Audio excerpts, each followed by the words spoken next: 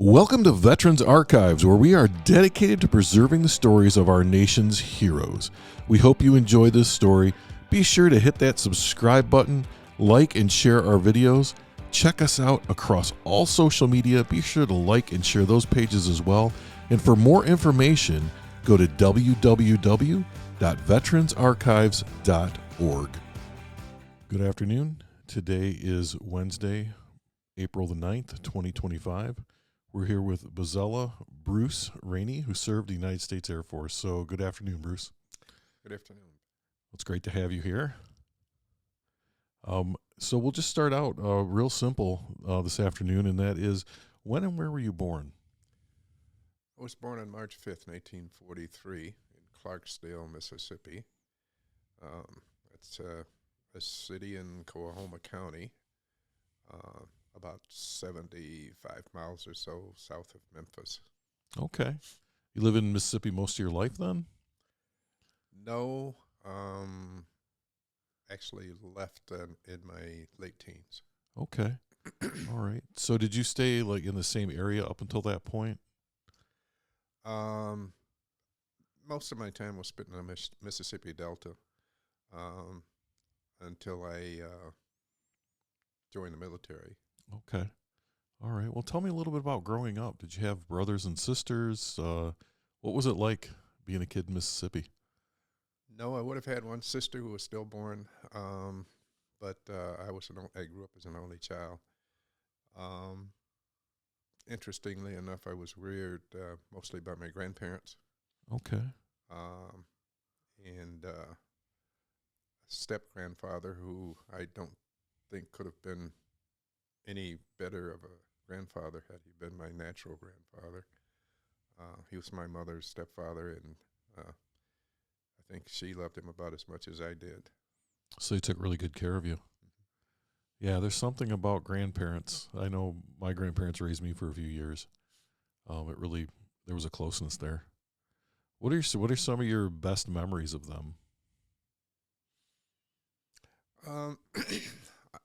Probably my fondest memories are of my grandfather, who was not quite as overprotective as my grandmother. Okay. Who placed a lot of restrictions on who I should play with and where I should go and when and so forth. But my grandfather would take me shopping with him, take me to carnivals and circuses, and I remember being deathly afraid of clowns as a youngster. I still am. Not gonna lie. A lot of people don't like clowns. No, not at all. But he spent a lot of time with me. He would sit me on his lap and tell me made-up stories. Probably his favorite story was one about a character he had named the Iron Man. Okay. Iron Man lived in sewers. Oh. Oh, boy. And he would only come out at night, and he made a weird sound, and it was sort of like, bit up, bit up. I don't know. I can't remember any of the stories, but yeah. I suppose today they probably wouldn't even make sense to an adult. But for me, I guess it was the fantasy of what he was talking about. So that's probably the things that I can remember most about him. My grandmother was so overprotective that she wouldn't let me walk to school alone. And I recall probably, I don't know, second grade maybe. She would always walk to meet me, and I would kind of figure out which route she was taking to walk and take a different route so I could avoid her. Oh, no. Because I didn't want to be teased by the other kids. Yeah. Did she figure it out pretty quick what you were doing? Sometimes, but there wasn't much she could do about it, because if I was on a different route, I would probably pass her. Yeah. So it always seemed like a long way to walk, and I remember going back many, many years later and realizing that it was only a few blocks. Yeah, it's like that whole thing when you go back to your school. You know, when you were a kid, everything seemed so big. And then you go back to your school and everything's just not as big as you thought it was. Yeah, the school was just as I remembered it, but the walk, um, there was probably there was a housing project. Back in those days, they would have low income housing, Mm-hmm. but they were in a community, and it was probably about, I would say, 3 blocks by 5 blocks. Um, but it was sort of like we would see a condominium community today. It was Mm-hmm. designed sort of like that, and they were mostly duplex or triplex units spread out into little neighborhoods. Um, and so I didn't realize it was only about 3 blocks one way and 3 blocks the other way, so about 6 blocks total. So to get to school, but it seemed like a long way to me Yeah. when I was small, um, and so that community was just on the other side of the street of the school.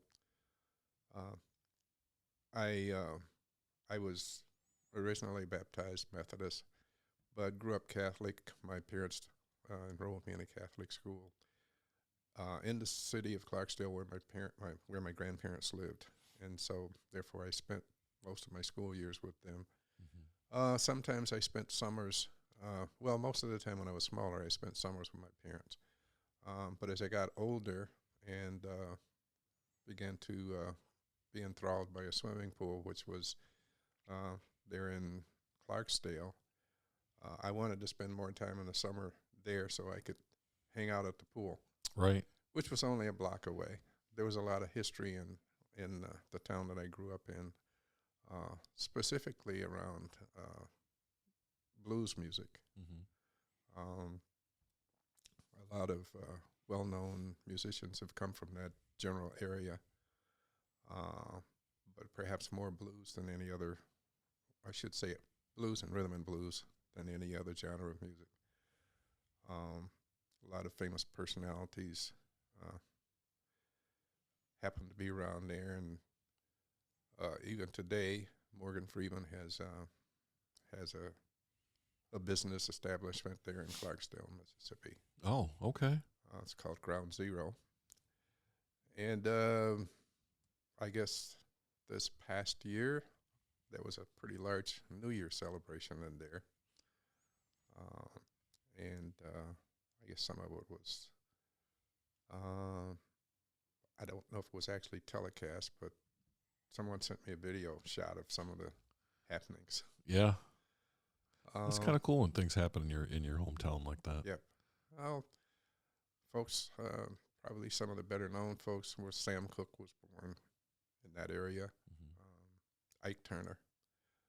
When I was a preteener, I used to listen to a couple disc jockeys, one of whom was Ike Turner, but a more well-known one was Early Wright, who's I think now in the Blues Hall of Fame. Um, but Ike Turner was on a local radio station called WKDL, and Early Wright was on WROX. And of course, Ike Turner went on to make his fame in the rhythm and blues area. And Early Wright just, I don't know how many years he spent on that radio station, but it was kind of unusual in those days to have a minority broadcaster. Yeah. Even though it was the blues, right? Like, yeah, even though it was blues, he didn't limit his music necessarily to blues, but there was some rock, but rock was just beginning to find its own at that point in time. yeah. But folks like Elvis Presley and Pat Boone, who did a lot of the early blues covers. Right. But so I think at some point a little bit of crossover, but mostly blues. Yeah. Well, and was that, was that inspirational to some of the kids in the neighborhood to see a minority on the radio when that just wasn't the norm? I I don't know if his being on the radio was necessarily an inspiration. He was somewhat illiterate. Um, didn't matter, Hmm. but he commanded quite a listening audience. And um, I don't know what his level of education was, but he kind of spoke in a vernacular that some people could understand. Yeah. And so there was that kind of an identity, but I'm not sure a lot of youngsters aspired to follow him. There were a lot of as I grew up, a lot of youngsters aspired for careers in sports, um, medical field, the legal field. Hmm. There weren't a lot of well, there were just beginning to be more opportunities available for people of color to look into the medical field, or becoming an attorney. Or, as I grew up, most of the professionals were teachers, morticians, barbers, Yeah. um, maybe a few contractors or construction, higher level construction people. But um, as I was growing up, I was able to see people form their own businesses um, and do um, things other than the traditional professions Yeah. in the minority communities. Um, I, as I went along, and I can recall that my chemistry professor in college, I believe, was the first black person to receive a PhD in chemistry. Uh, Dr. St. Elmo Brady. Um, I'm not certain of that, but I'm pretty certain that he was one of the early pioneers in chemistry Hmm. from the black community. Um, uh, my parents lived in a community called Mound Bayou, Mississippi, which was at that time essentially an all-black town, Hmm. perhaps the largest in the nation, and it was formed by former slaves of Jefferson Davis. Um, and the mayor of that town was one of the early minority graduates of Harvard Law School. And he was the son of one of the founders. And right now I'd have to look back at notes, but I believe there were two Benjamin Greens, and I can't remember which middle name he was. But Okay. he was Benjamin Green Jr. We'll leave it at that. That sounds good. uh, and I knew him as a child. Uh-huh. It was quite a prosperous community in its early days. Over time, it lost its stature and Hmm. became a little bit more integrated and that kind of thing. But it still exists. Yeah, it's still there. It's still there. Yeah. So, you talked about sports and other things like that. So, growing up and during your school, so what was it like being in school? And did you play sports? What were your interests in school? I played basketball one season. Hmm. Um, I wasn't much of a sports fan. Never have been much of a sports fan. Um, later after military, uh, I did involve myself pretty deeply in judo as a sport, and I followed judo for a number of years, and I even taught it at some point. But uh, I had I had kind of different interests because I read comic books, and I was always fascinated by Mandrake the Magician. Okay. I don't know if you I'm familiar with Mandrake the Magician. Mandrake the Yes. Magician. Um, for comedy was Dagwood and that kind of thing, but Yeah. for challenges, um, I was always, you live in kind of a dream world as a child, Yeah. and it's sometimes difficult to separate reality from, Or from fantasy, right? yeah, fantasy. Yeah. And Mandrake would put people in trances and do all of these magical kinds of things. And so I developed an early interest in magic. Mm-hmm. Pretty quickly realized I didn't quite have the dexterity and memory to be a very good magician. And I was always fascinated by the idea of hypnosis. And as I grew up, the library was 2 blocks away. 1 block south, and 1 block, don't remember now, was east or west. I believe it was west of where I grew up. I grew up at 660 McKinley Street, which was on the corner of 7th Street. And our library was an extension of the library on the other side of town. Okay. Didn't have a lot of books, and if we wanted certain books, we would have to request them, and then they could be brought from the other library. But we sometimes weren't able to get some of those books. I think to some extent they might have been censoring topics and subjects. Yeah. As to what we were allowed to read. So I was not able to find a lot of books on hypnosis. A few books on magic. And so I would read books on hypnosis and magic, and that was one of, kind of a fantasy thing that I, if one could be said to have had a bucket list at that age. Yeah. Those were things I said, one of these days, I'm going to learn how to do that. And so there were a lot of things that kind of tweaked my interest, electronics and photography. And fortunately, my godfather, who was half Chinese, which was another unusual thing in our community, and lived a block away, who kind of became a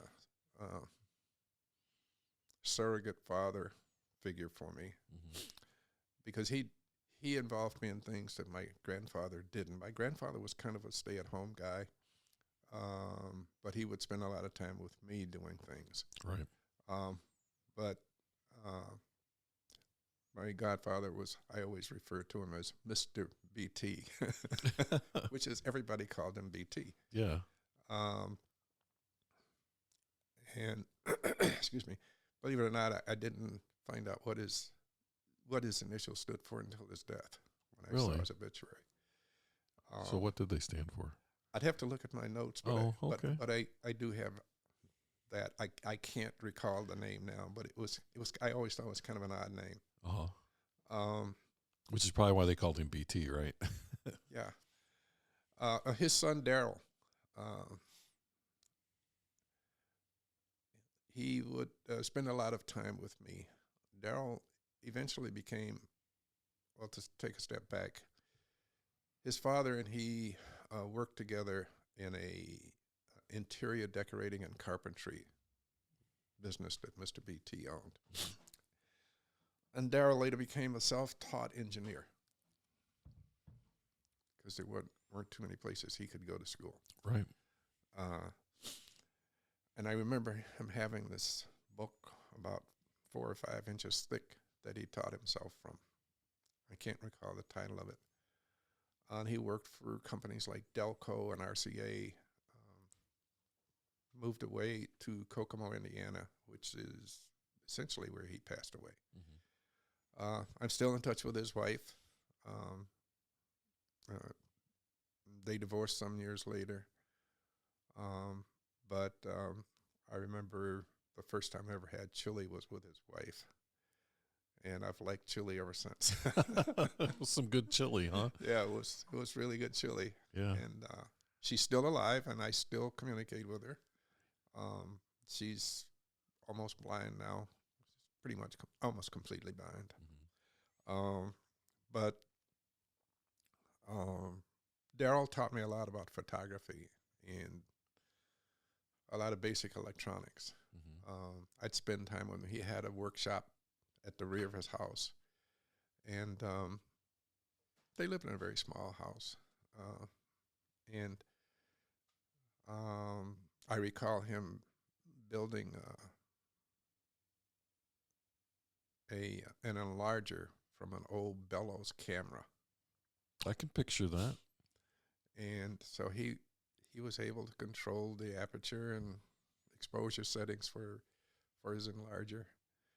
And someplace I probably still have some pictures that we did.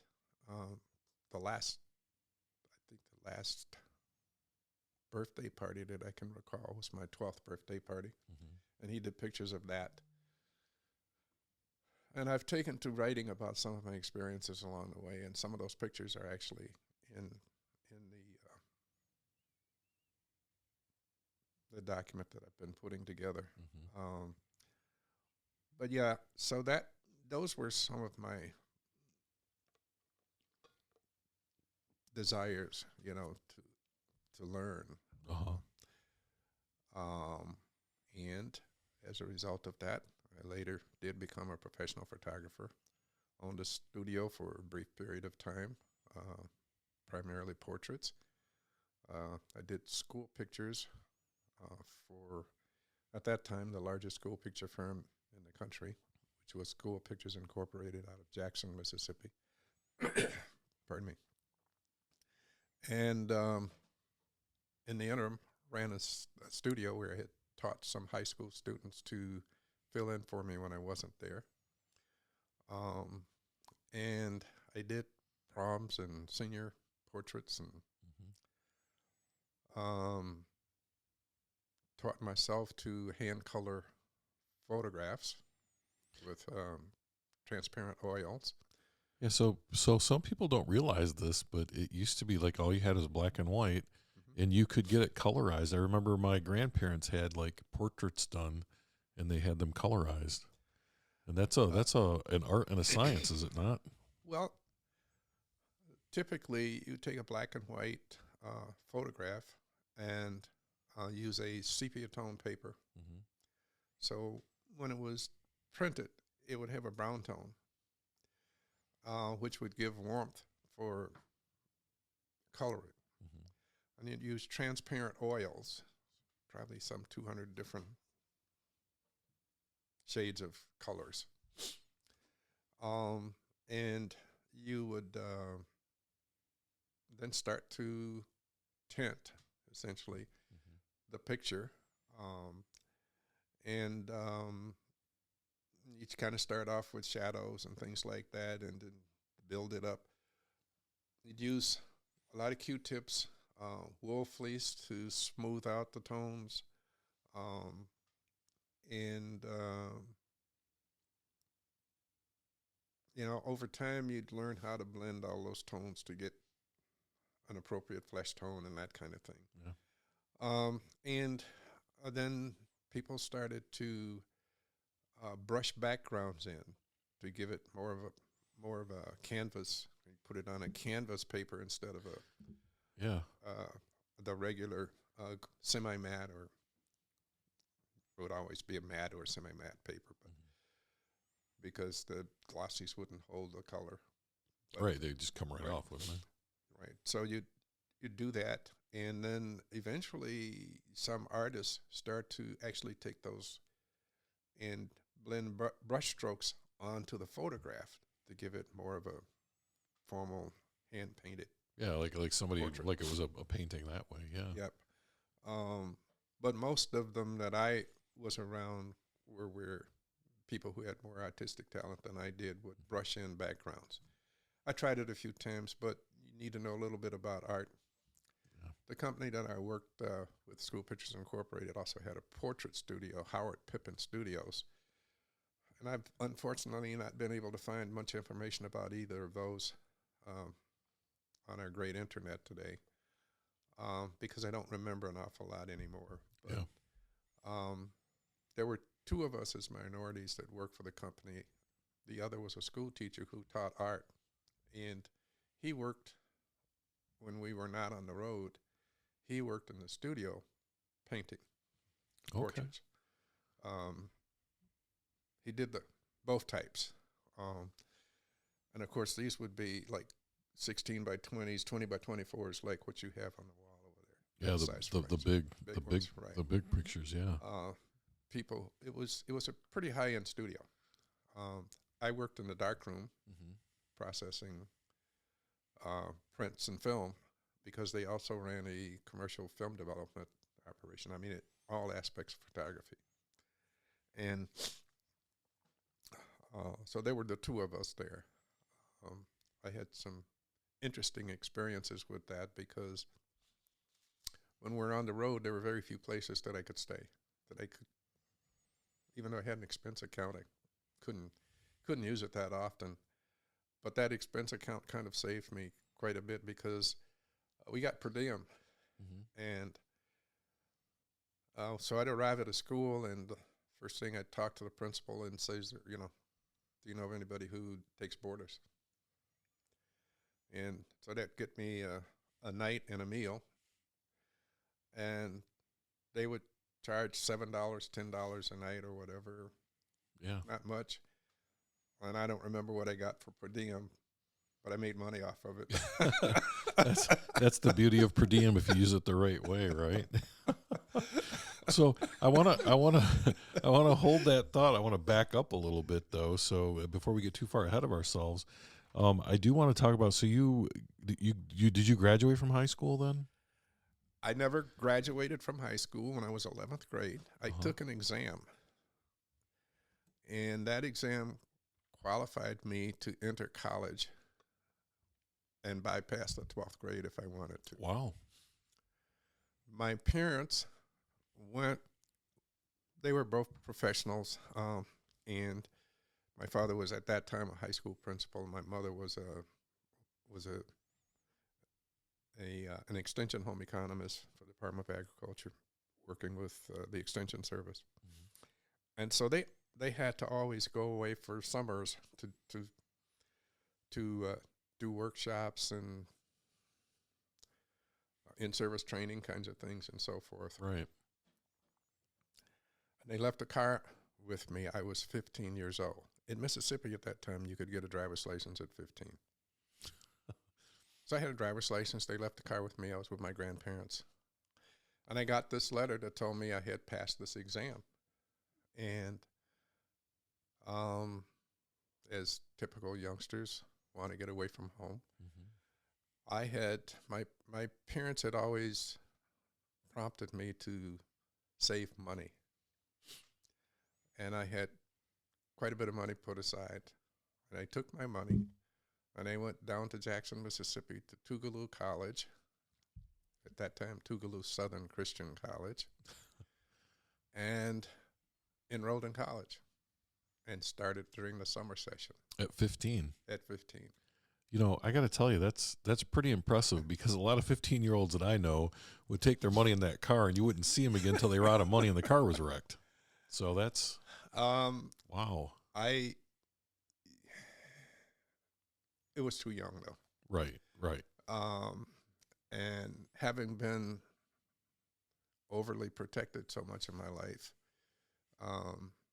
left me wanting to explore a lot of things. And, for a 15-year-old there were still a number of veterans who had been in the Korean War who were going back to school. So I'm with all these older people, and I went in the summer where a lot of teachers were there for in-service training during the summer. That wasn't so bad because a couple of them knew my parents and kind of kept me in line over the summer. There's eyes everywhere, isn't there? And there was I remember in our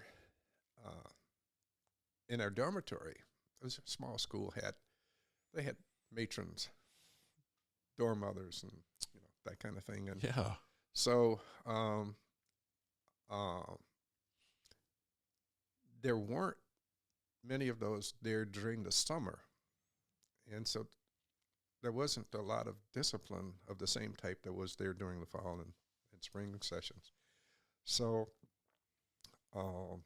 I one of these ladies I had kind of befriended, and it was in the basement of our dormitory. There was like a kitchenette type affair with refrigerator and so forth. And she would make meals and feed me. Oh, nothing wrong with that. Nothing wrong with that at all. So I didn't have to spend a lot of my money at the cafeteria. Yeah. And back then, you would buy like a ticket book, and the booklet had different values, and it was cafeteria style, so you could go in and pick and choose what you wanted and pull out your tickets for whatever amount and pay for it. I think they were like $10 for a book. $10 book would last you about a week. Okay. When you're out of tickets, you're out of food, right? Right. So, but I can tell you, during my early years there, we ate a lot of pancakes and sardines. Together? No. Oh, I just want to make. No. I want to make sure. Because my mother had taught me how to make a baking mix. Oh, okay. Yeah. And we could make pancakes, and we'd go to the cafeteria and get those small containers of milk, and that's all you needed. Right. Or you could even do it with water, because some of them had were made with dry milk, so you just add water to mixes. And so we weren't allowed to have hot plates, but we had a double burner hot plate. So we'd make pancakes, and we'd eat pancakes, and occasionally, if we could afford it, we'd get some sausage, of various types of sausage, and we'd have pancakes and sausage.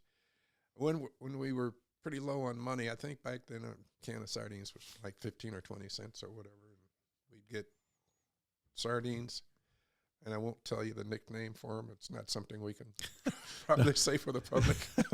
All right. I'll just let my imagination figure out where we're going with that. It's funny you say sardines, because I used to sit on the porch and eat sardines with my grandfather. We'd have sardines and crackers, and my mom hated it because they just smelled so bad. I still, till this day, I'd eat a can of sardines with no problem at all. Oh, yeah. That was not, that was, excuse me, that was a pretty popular meal. Canned sardines, canned pork and beans, and what they called lunch meats, which could be bologna, could be several other types of luncheon meats. Unidentifiable lunch meats. And too. Cheese. Yeah. Those were things that they could keep in a lunch pail without them spoiling for a few hours. So they would eat sardines and crackers was a quick snack. Yeah. It's good food. Not going to lie. They're healthy for you. They are. They smell like terrible, but to this day, I don't get the ones in oil anymore. I get the ones packed in water, which don't smell quite as bad. I wash them to get as much of the salt, because they're packed in salt water, right, out. Then I take them, I mix mayonnaise, pickle relish, hot sauce, and chopped onions. I mix it up, and I call it sardine salad, and I eat it on crackers. It's good stuff. And it's good. Occasionally I put a little mustard in it. Yeah. You want to get on the wild side there, throw a little mustard on it. Eat it on crackers. And it's when I need a quick snack and I'm not real hungry, that's what I'll eat. It is. It's not bad I don't think it's bad for you anyway. It's pretty good. So you're in college, you're 15, you're eating sardines, you're eating pancakes. Things are going pretty well for you. You got somebody cooking for you? 15. Yeah. Paid for my first two, well, it would have been equivalent to one regular session. So it was like, so by the time regular session started, I had 12 hours. So they called me an advanced freshman. Okay. So here I am. I'm 15 years old. I got 12 hours of college credit, and I did pretty well. But then the regular session started. The upperclassmen started to come in. The girls started to come in, and there were all kinds of distractions. I could see that. That's part of what college is about, though. Yep. And so my grades were starting to suffer. Mhm. And I decided, being I was surrounded by a lot of veterans, I decided that maybe I should defray my college to a different time and look for something that would help me to grow up a little bit faster. So I talked to all of these guys, and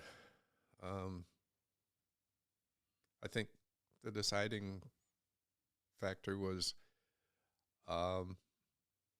there was one other guy who had been in the Air Force, and then there was a guy who came who had graduated, like I think the year before I came, and he was traveling to basic training and then OTS.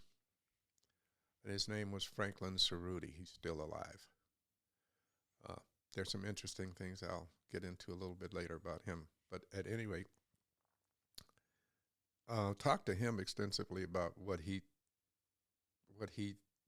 was looking forward to. Mhm. And so that was like October and November of, I believe, 1960. And he went into the Air Force. He went through basic. He was in OTS, and I had made up my mind. But then I was only 17, and you had to be 18. And so my mother was balking, not going to sign. Mhm. So coming up to the end of the semester, and I said to her, I says, well, if you don't sign and you force me to stay in school, I'll be 18 in March, and I'll leave then, and you would have wasted your money. Always thinking. And That's some serious negotiation for a 17-year-old kid. and she finally consented. Uh-huh. In what I've been writing, I think I have a copy of the letter, acknowledging her consent. And so I went into basic training. I believe it was in January, late part of January, 1961. And had my 18th birthday in basic training. Did they throw a party? No. No cakes, none of that. Well, Franklin Cerruti, which we always called him by his last name, Cerruti, was in OTS by this time. Now that's officer training school? Is that what that is? Officer training school. Okay. Excuse me, getting Sure. a little dry here. Oh, you're fine.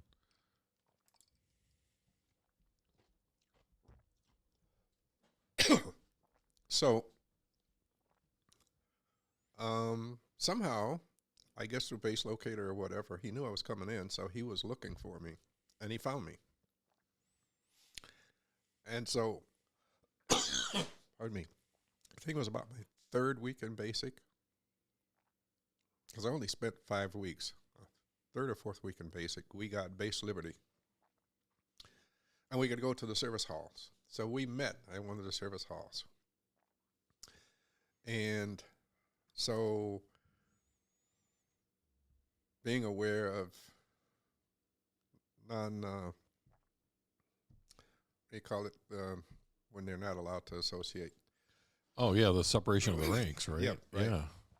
He wore civvies. Uh-huh. And I had to wear my uniform because I was still in basic. Yeah. We were not allowed to have civvies. And we met, and we had a few pops and, I don't know, sandwich or whatever, and talked and so forth. So Cerruti got orders to go to Biloxi, to Keesler Air Force Base. Mm-hmm. And a few weeks later, I got, back those days, if you were going into tech school, you spent 5 weeks in basic. And in tech school, you finished your basic of an additional 3 weeks, which was extended because you were only doing basic about half a day each day. You were in school half a day, and then you did training. Okay. Excuse me. So, wouldn't you know it, I get orders to go to Keesler also. Happy coincidence. And I didn't realize he was there. One day, some of the guys, by this time I had become like a squad leader in basic training. And at Keesler, they had a system called the rope system, which was a red rope, yellow rope, white rope. Red rope was a squad leader. Yellow rope was a flight leader. White rope was a squadron leader, if I remember correctly. So it was a red rope, I think, at the time. And some of my troops come running in and says, "Hey, Rainey, there's an officer out there in a Cadillac looking for you." Uh-oh. No idea who this is. What? An officer? He's parked on the curb outside the barracks, and I go out and walk up and then look in the car, sheepishly, and I said, "Sir Rudy." I says, "What do I do? Do I salute or what?" He says, "You damn well better salute me, Airman." Right. So I salute. Of course. Because he's in uniform, right? Yeah. And so we chat, and it was kind of interesting because we couldn't spend a lot of time together on base, but off base we'd meet up and do stuff. Yeah. So he gets orders to go to Omaha, Nebraska, Offutt Air Force Base, SAC headquarters, Strategic Air Command at the time. A few weeks later, I'm coming up for graduation, and by this time, I'm a yellow rope and a flight leader.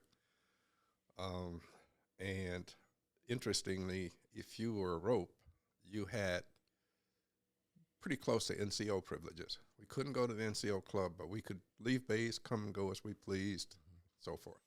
Now, did you have civilian clothes privileges at this point, too? Oh, okay. Yeah. Once we were, I don't remember how far into tech school, maybe 3 weeks into tech school. Okay. Once you got indoctrinated, you could leave the base primarily during the weekend because that check was 9 o'clock. Yeah. Well, you were pretty busy during the week anyway, weren't you? Yeah. Although, we lived in World War II style barracks, upper and lower bays, and I had bay chiefs that I could rely on fairly well. Most places in Mississippi back in those days closed around midnight anyway. Yeah. So it wasn't a lot of trouble to get into. I could go out and maybe dance a little bit and come back and be okay. But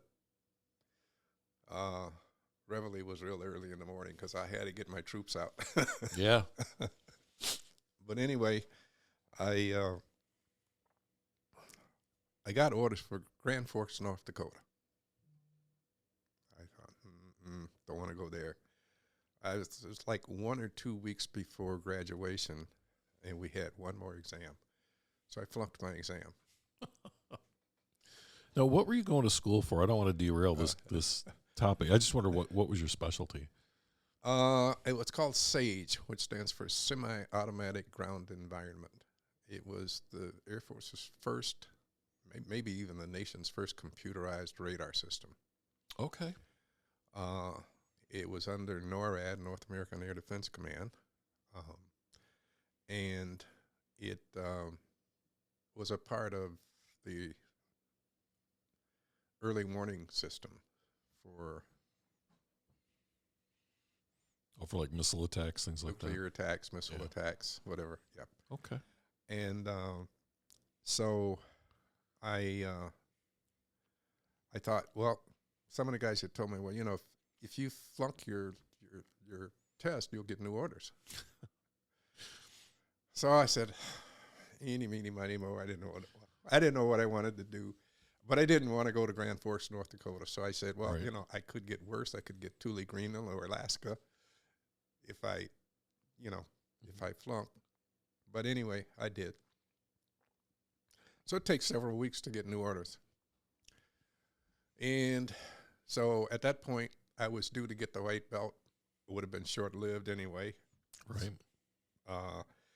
And I didn't get the white the white rope. I'm thinking judo now. Yeah. Didn't get the white rope. So they assigned me as barracks chief for the transient barracks during the interim. So I had to keep things orderly. It was right across from the orderly room. But by this time, you graduated tech school, you got semi-permanent party status, which means you're assigned there until you get new orders. Yeah. Excuse me. So my new orders come in Omaha, Nebraska. Is that better than Grand Forks? Oh, that was much better than Okay. Grand Forks. All right. But remember, Cerruti was already in Omaha. Oh, yeah. Yeah. So is he pulling strings, or is this just luck? I'm curious. I have no idea. Yeah. In the meantime, I eventually get done and end up going to Omaha, but we were not on the same facility. I was at the 789th Radar Squadron, which was on the old, actually,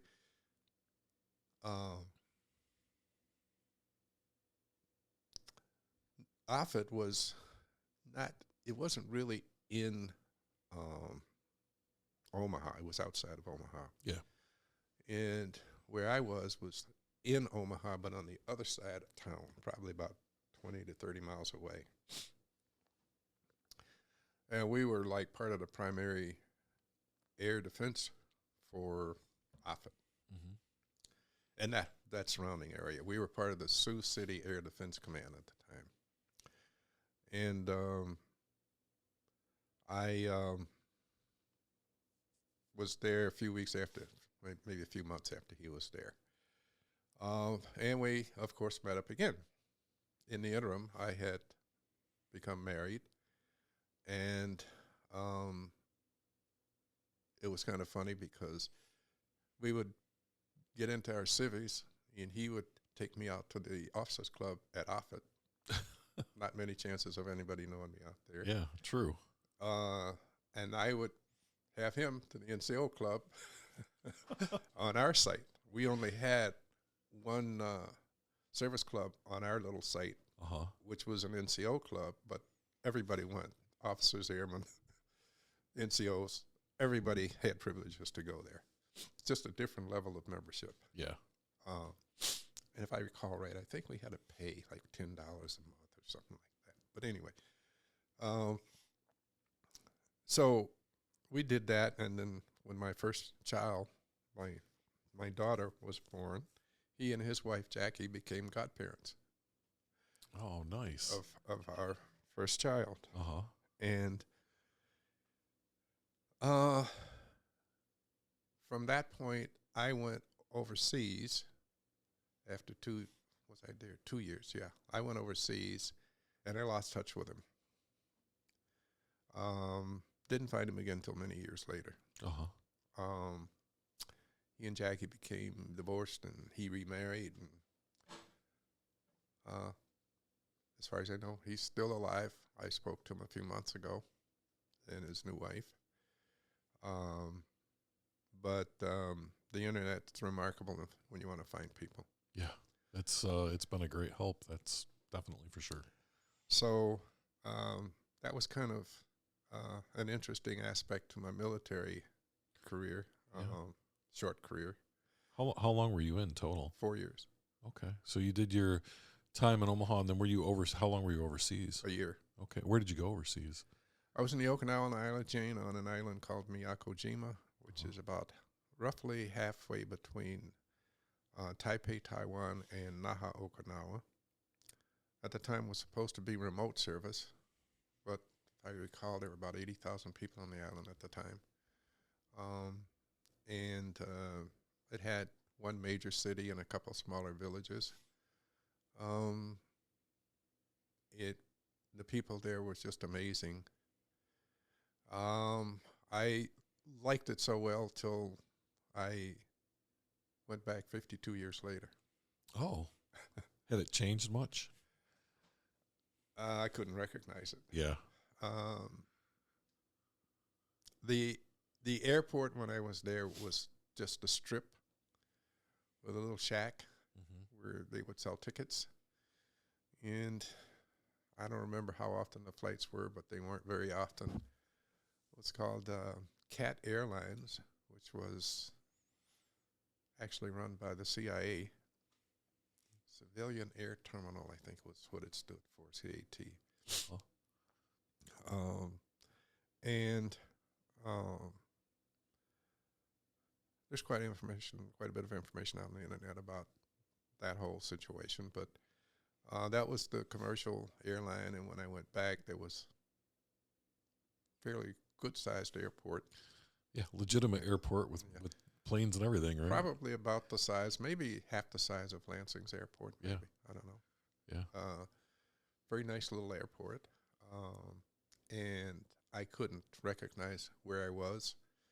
When I went back to the site of our site, the radar sites, they were called, the only thing that was left of what was there when I was there was the front gate shack. Still had its Typhoon shutters on. Uh-huh. The Japanese Defense Forces had built an entire base around it, but they left that one artifact. Oh, that's interesting. I have pictures of all that stuff, too. Yeah. There's a lot more surrounding some of the things I'm talking about that I've been writing about. And I was still treated very well when I was there.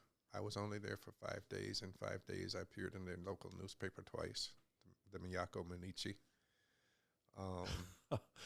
Wow, celebrity too. I had saved business cards. I had about 5 business cards over the years, and I wanted to see if I could find any of those people. One of them that I had known eventually became the mayor. Most of them had passed away or moved away. And I wasn't able to find any of them.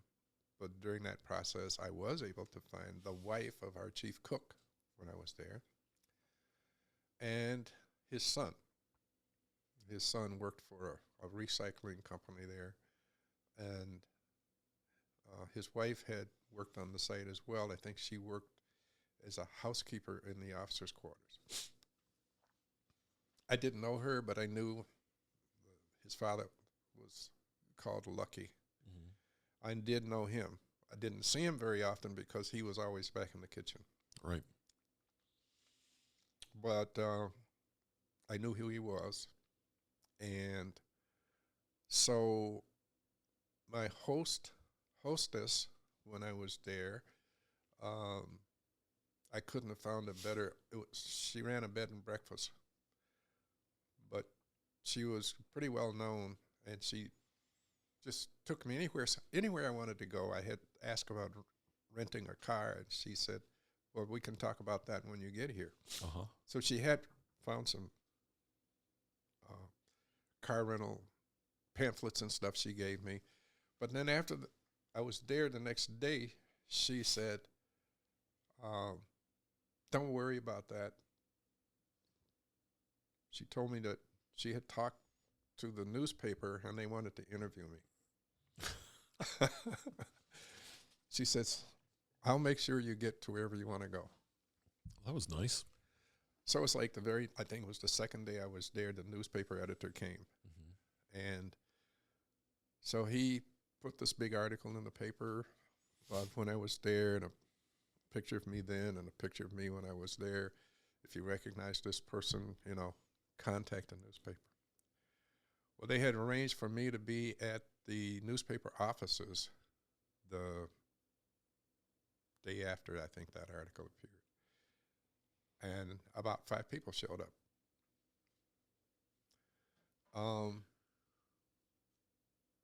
None of them knew me, but they knew of things that I might have known about. Yeah. As an example, there was a fire in the village just below the site. And we had a fire department at the site, and they responded, and they were able to get an elderly woman out, but she eventually died because their houses back then were thatched and right. They burned pretty quickly. Pretty quick, yeah. And one of the ladies was from that community and recalled that incident. and she was there to find out if I recalled it. Yeah. And I did. Um, uh, so there were several other people who were just interested. Well, another irony surrounded that trip.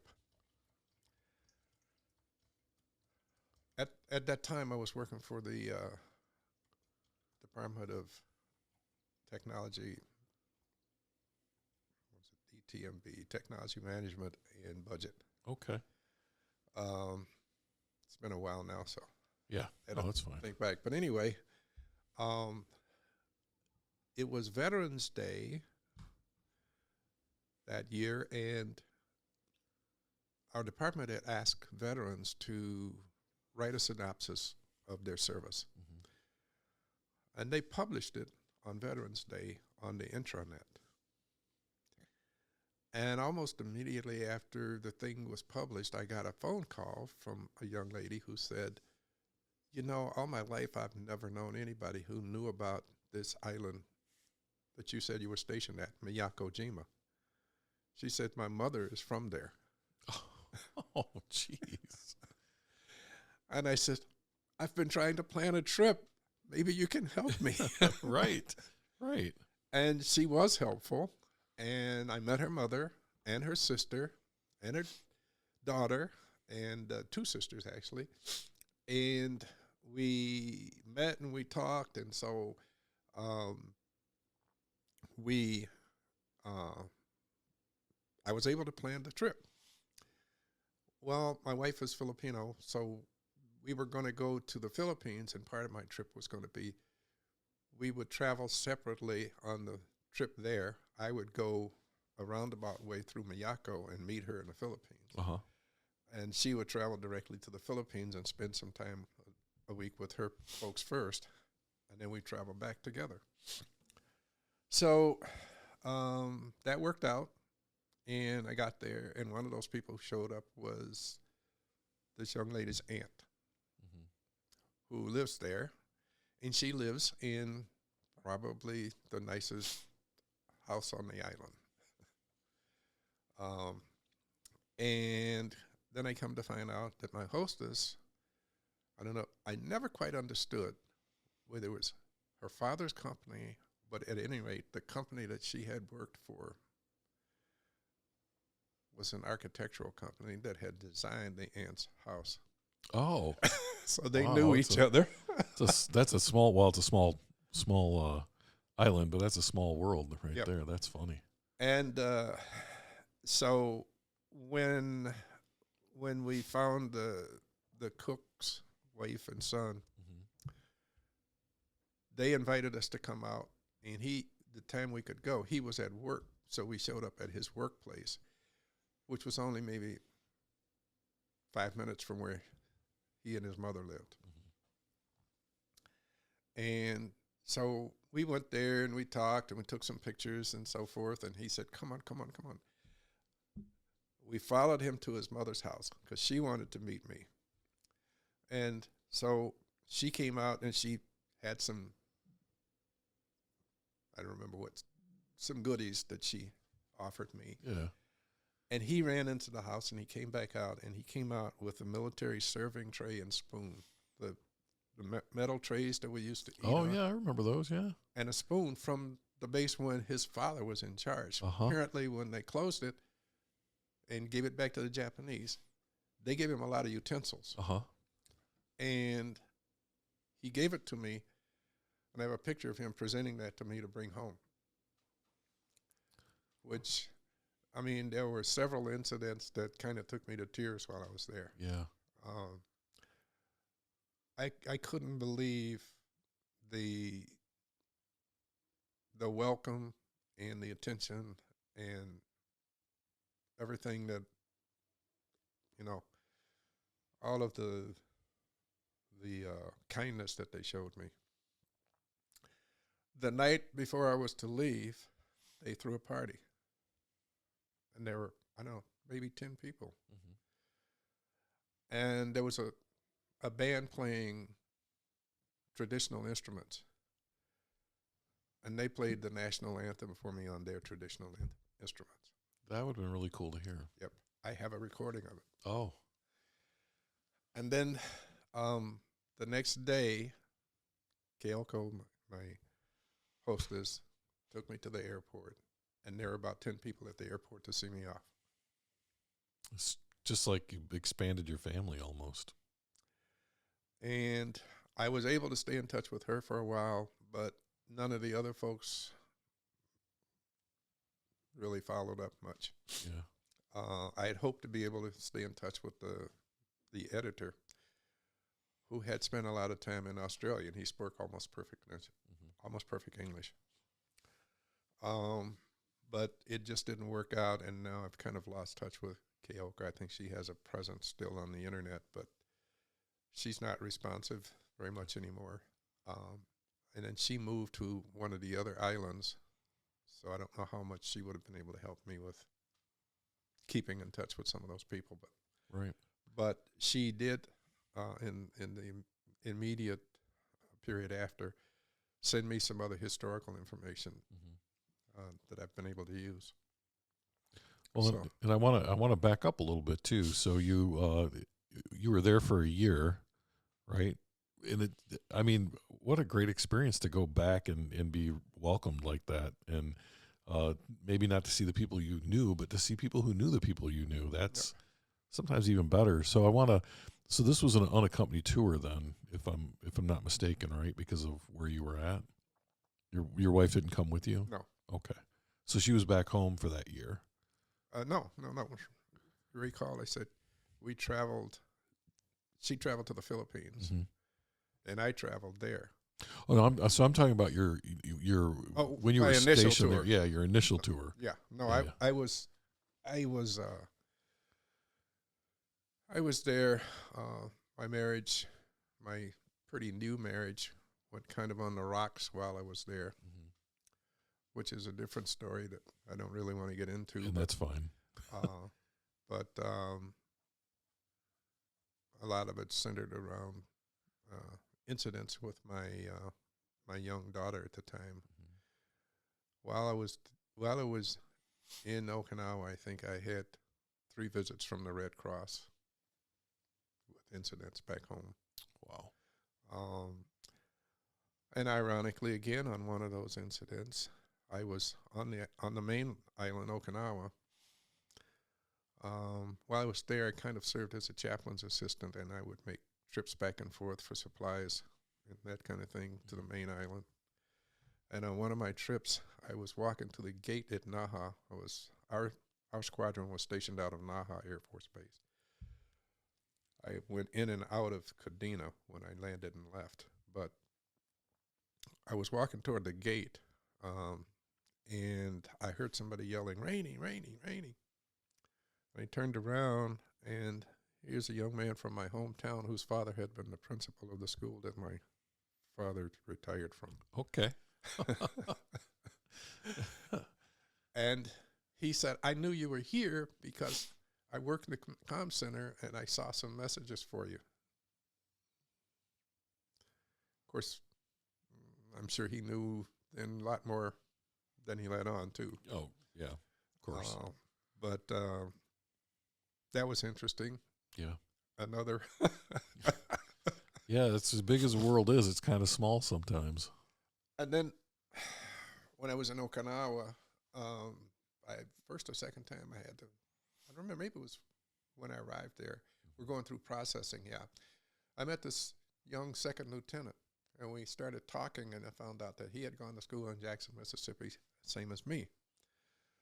So whenever I'd come back to the island, I'd just get in touch with him, stay in the BOQ. Yeah. Why not? Why not? It's much better than the alternative, right?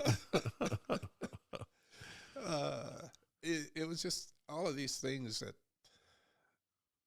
little ironies that occur. Yeah, little things that happen that make it just a little bit better. And my last year at Tougaloo College, I spent on the campus of Jackson State College, which is now Jackson State University, because a friend of my mother's husband was one of the deans, and my mother's friend, was on the staff, and they had campus housing. Mm-hmm. So I stayed there and just took a bus back and forth to where I went to school. And that was kind of a cost-cutting thing, because she could just pay her kind of a room and board and not have to pay for my campus lodging and campus food. That makes sense. Since they knew I was going to be leaving anyway. Right. So that kind of worked out. So you finish your tour on Okinawa then, and then you come back stateside? Was that? Yeah. Okay. Came back to the States. And then where were you at? So you had about a year left when you got back after that tour of duty? No, I was discharged on my arrival. I was discharged at Travis Air Force Base. Okay. And California. then so what happens after you get out of the Air Force? I go back home. Marriage had pretty much fallen apart. Moved to the area where my mother lived in Mount Bayou, and went through a divorce. Tried as hard as I could to keep it together, but it just wasn't going to happen. Yeah. Unfortunately, my first wife could drink 2 beers and be out of it. And unfortunately, couldn't keep her away from it. Yeah. But that's too bad. So after that happened, I found a job in Jackson. Now I'm left as a single parent. And after 3 different court cases, I get full custody with my parents of my daughter. And now I had to try and find a way to make a living. So my daughter stayed with my parents, and I went to Jackson and found a job the first day I was there. So it's kind of interesting that I'd had those experiences of photography. Yeah. I was able to get that job. And so this is where you started working for the photography studio then? Yep. Okay. And was in touch with my mother's friend, who I lived with before I went into the military. Yeah. And she knew a woman who would take a boarder. And it was an ideal thing for me because she would have a boarder who would be gone most of the time. Yeah. So, I paid her, and again, I'm still getting per diem. Right. I think it was like $10 a week or something like that. Because usually if she knew I was coming, she'd have a really nice dinner meal for me or something. And I'd be off to see my daughter. Yeah.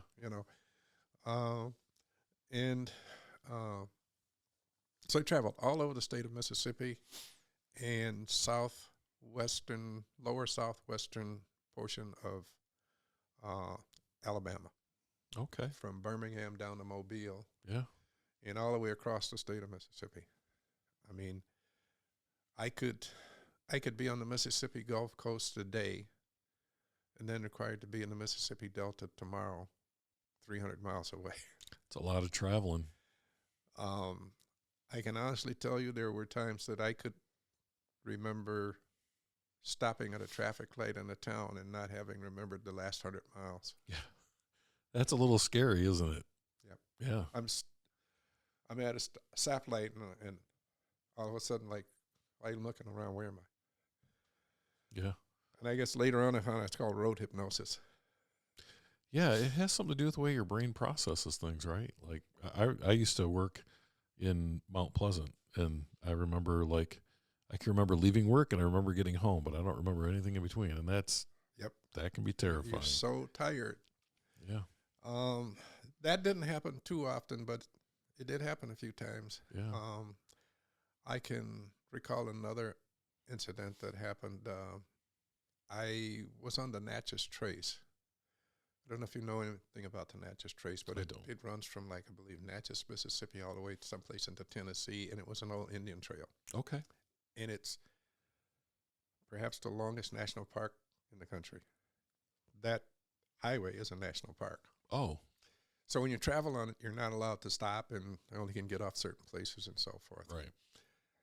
But it was the shortest distance to where I needed to go, and I was so tired, and it was like around 3 o'clock in the morning, and I found a fire road, like, I don't know, that's what it was called. But Yeah, like an anyway, old 2-track road. yeah, kind I of thing. pulled off in there, and park ranger came up.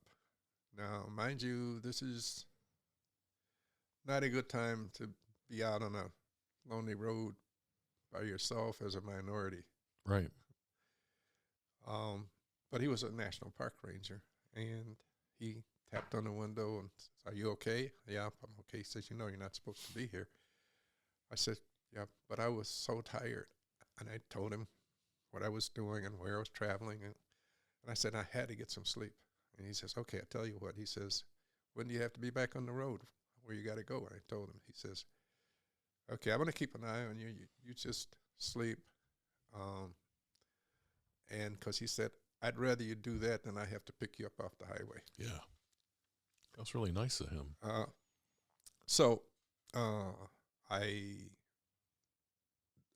that was another incident that I recall being so tired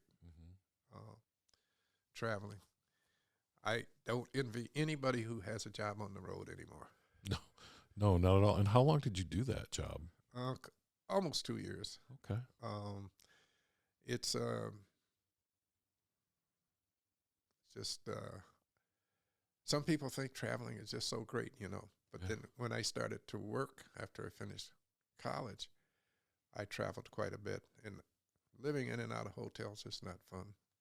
No, I think it's exciting for the first couple of times, but then, it probably just gets old.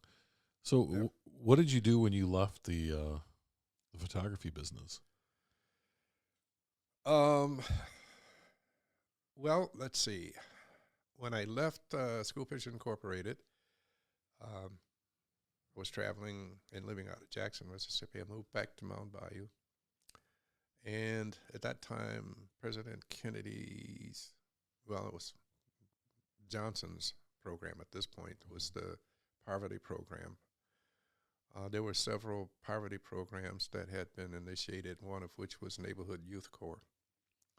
And another was, I can't recall,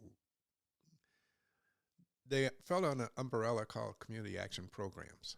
I can't remember what some of the others were, but the first one that I went to was in Coahoma County, which was where I was born. And I traveled back and forth from Mound Bayou to Clarksdale. And it was a basic adult education program where we took illiterate people in, and in the course of several months would be able to take them from 0 to 12 and perhaps do their GED. Now, not everybody got to that point, but that was the goal. Right. And we had to be trained in order to do that, and there was a special program and special books that were written for it. And that was pretty much at the height of integration. And so it had to be an integrated program. There were no whites enrolled in the program, but there were whites on the staff. Okay. Didn't go over too well with the locals. I can imagine that it wouldn't. And I recall one day dropping off a young lady, I can't remember where she was from now, to where she was boarding. Of course, that was the only way you could find a place to stay. But where she was boarding was kind of like an alleyway that went back about a block. Can't really call it a cul-de-sac, but it went to a dead end. Yeah. And she was living in the last house down on the left. And so I drove her home, and she got out. She started to go in, and then a police car came up behind me. And I thought, boy, am I going to be in for it, I guess. They didn't really do anything. Then they backed out. Mm-hmm. So I started out, and I drove through town and out onto the highway, and they followed me to the city limits. I guess they just want to make sure there was no hanky-panky. Right. Whatever. No shenanigans, right? Uh, Jeez, oh, Pete's. but then I had to drive 26 miles on a dark stretch of roadway. Yeah. From that point on, I was a little leery, and there was like a little kind of roadside park on US 61. One night I was driving home, and to this day I believe somebody shot at me because something hit my windshield, and ironically it hit and deflected. Uh-huh. But you could see. And so I drove probably the next 10 miles laying on my seat, just peeking over the dashboard. That must have been scary. Yep, it was. Yeah. But I did carry a gun back then. Yeah. That's another story. But I went to the sheriff's office the next day and showed it to them, gave them an incident report. They didn't think it looked like a bullet. They thought, well, maybe a rock hit your windshield, whatever. But in hearing more from that, but from then on, I was really careful as I drove and really watched very carefully, and I didn't have any more incidents. But so I worked in that program maybe a year. Mm-hmm. And then I went to the Neighborhood Youth Corps, which was in Cleveland, Mississippi, which was another 10 miles south of Mount Bayou. So I was living in Mount Bayou. And it was during that time that I got involved in broadcasting. So I was working during the day. I'd work broadcasting at night. At the station that I worked at was WCLD in Cleveland, Mississippi, and I work 6 nights a week in one morning. So I'd close the station 6 nights and open the station Sunday morning. It's got to be a long week. I was also a part-time deputy sheriff. So you're doing a lot of stuff right around this time. And I did that for a couple of years. Mm-hmm.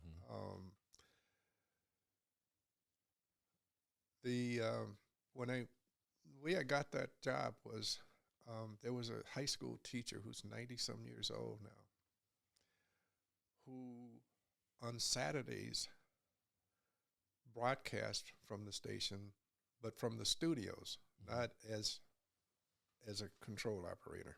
Right. He would sit in the studio and somebody else controlled the mic and everything for him.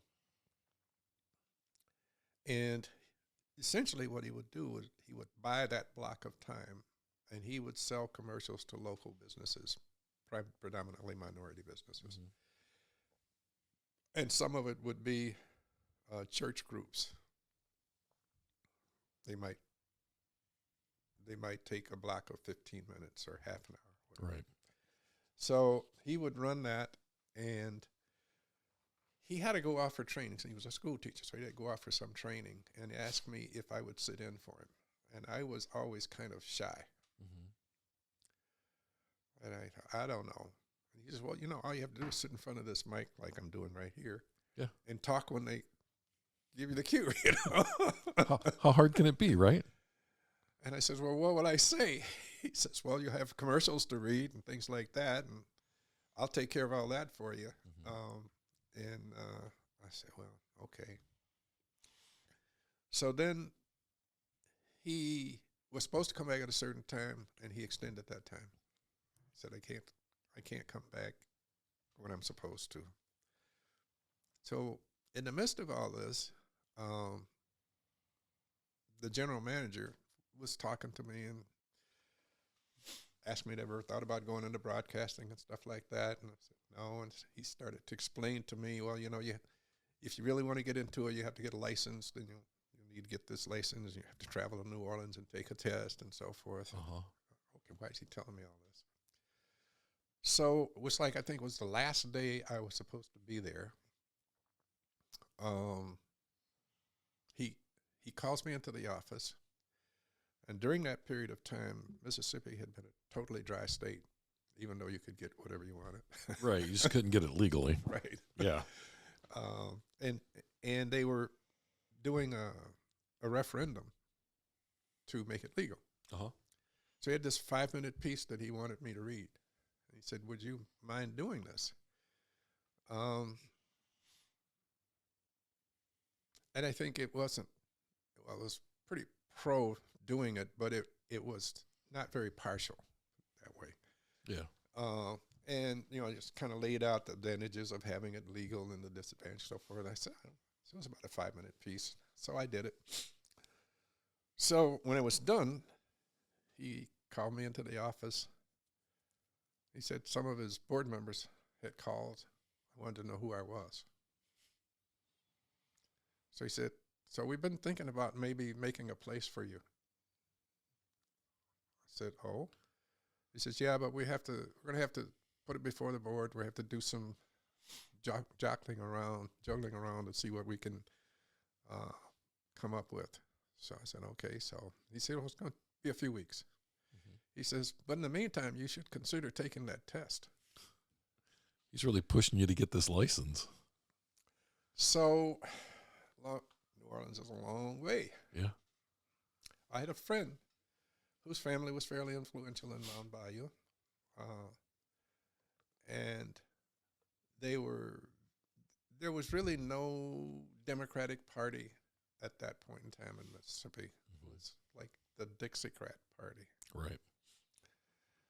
And they were trying to revamp the party and bring back the more national flavor. Mm-hmm. And so the Young Democrats were the vehicle that they wanted to use. So this family, I had befriended one of the brothers who was a Chicago police officer, but he was also a skip tracer. So he would work all these long days in a row, and then he'd have so many days off, and he'd do skip tracing. Mm-hmm. And he'd come down to Mississippi. So he was going to be down there, and he said, why don't you go down to this Young Democrat convention with me down in Gulfport, Mississippi? And I said, I don't know anything about politics. He says, well, good experience. And I says, how far is that from New Orleans? He says, well, it's not very far. I says, can we go to New Orleans while we're down there? If I go? He says, well, yeah, I got enough time. Yeah. Oh, wow, okay, I'll do that. Kill two birds with one stone. So we went to this convention, which was at one of the biggest hotels on the Gulf Coast at that time, mm-hmm. which was another experience for me, and one of the oldest. And I got to meet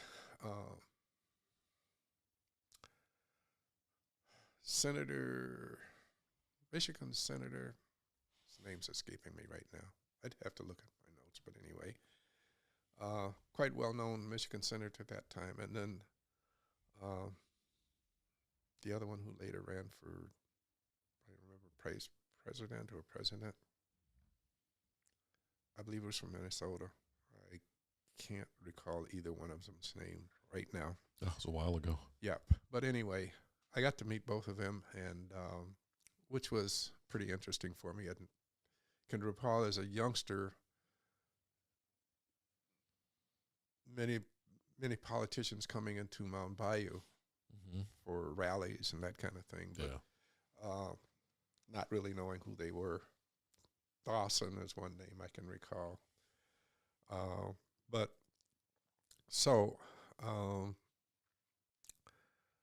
We finished that little thing and went down to New Orleans, and I took the test, and of course you didn't get the results right away. I don't know, maybe we did get the results right away, but we didn't get the license. You had to wait on the license. It wasn't computerized, right? Oh, no. You sat before, I think it was 3 examiners. Uh-huh. You did this.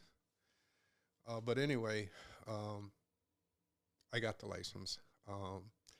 I can recall we went down on Bourbon Street, and some of the things I can remember were walking down Bourbon Street and coming to a door.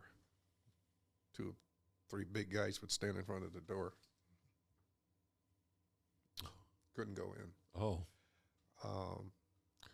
So there was still some segregation going on? Yeah, quite a bit. Yeah. So we just walked up and down the streets, and of course, my buddy was probably 3 times bigger than me. Yeah. He's a big guy. Yeah. He wasn't really bothered. He's a Chicago police officer. Right. Well, yeah. Yeah. What's going to happen? But anyway, I can recall the parking was a problem, because if you parked on Bourbon Street and if you overstayed your parking time, the New Orleans city had their own tow service. Yeah. Like police vehicles. Yeah. They'd come along. get your stuff. Yep. Take it away. And we saw them take a family away in the vehicle. And the father was saying, "How can I go get my car?" I mean, it was just such an interesting thing. But anyway, so we came back, and some weeks later, I got offered the job. And I don't know if it was the first time, but it would have had to be one of the first times that in the state of Mississippi that a minority was actually running the station. Yeah. Because when I was there, nobody else was there. I had to watch the meters, take the station off the air Sunday morning, bring it back up on the air. Ran all the controls, did that. And fortunately, it was a college town, Delta State College at the time, now Delta State University. My little show got to be quite popular. So that's when the moniker Bruce came out. Okay. And people were having trouble with my name. So the name I chose that time was Bruce Kane. Later, when I came to Michigan, I changed it to Bruce Ray, which was R-A-Y, for the first 3 letters of my last name, R-A-I. Got you. And so most people in Michigan know me as Bruce. If I hear somebody say Bozella, I know they probably knew me when I was growing up. So you can kind of gauge. So how long were you in broadcasting then in Mississippi before you came up to Michigan? 2 years. 2 years? Yep. And you went to another station there? No. Oh, you stayed Just at at that CLD? one station, yeah. Okay. Now, during the time I was there was another station that came on the air in Leland, Mississippi, which was a black station. Uh-huh. I don't think it was owned by blacks. And I don't, to this day, don't know if the people who were on the air were licensed or not. Yeah, they just did it, huh? Just I think engineers ran the station. Oh, okay. And they broadcast. Okay. You know. Yeah, so you didn't have to have a license just to talk. Yep. So in that day, so back in that time, was that pretty common that you would be the engineer on your own show?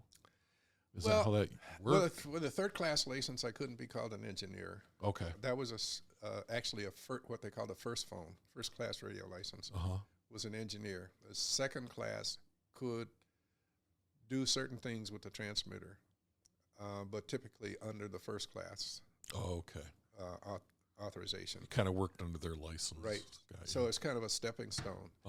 But with a third class, you could read the meters, you could turn the station on and off, but you couldn't actually work under the covers. Okay. All right. On the transmission equipment. Got you. Which was more of an electronics kind of thing. Yeah. So what brought you to Michigan?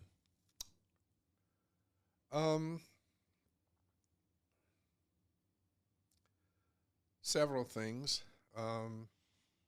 I think there were some people who thought I was a little bit too open-minded, because some of my friends were, like I had befriended one of the disc jockeys on the air who invited me to his house, and his wife had a problem with that. And Some of their neighbors had a problem with that, and things like that. And I guess it irritated some people. And it had gotten to a point where, I couldn't make a living at the radio station because that was part-time work, and Right. I didn't have those poverty programs don't last forever. Yeah. The grants run out. Right. And so my mother had a cousin in Detroit, her first cousin, who was an insurance executive and knew a lot of people. Mm-hmm. And so he spoke to one of his friends, Dr. Haley Bell, who owned the Bell Broadcasting Company, and asked him if he could look for a place to fit me someplace. And he sent him a letter of introduction, and I traveled to Detroit. As I was driving in on 75, I was wondering, where am I going? This was right after the riots. Right. What'd you get yourself into? Oh, man. Dirty expressway back then. Yeah. Nothing like today. I mean, they were filthy. Yeah. Garbage and everything on the expressways. And traveled through where,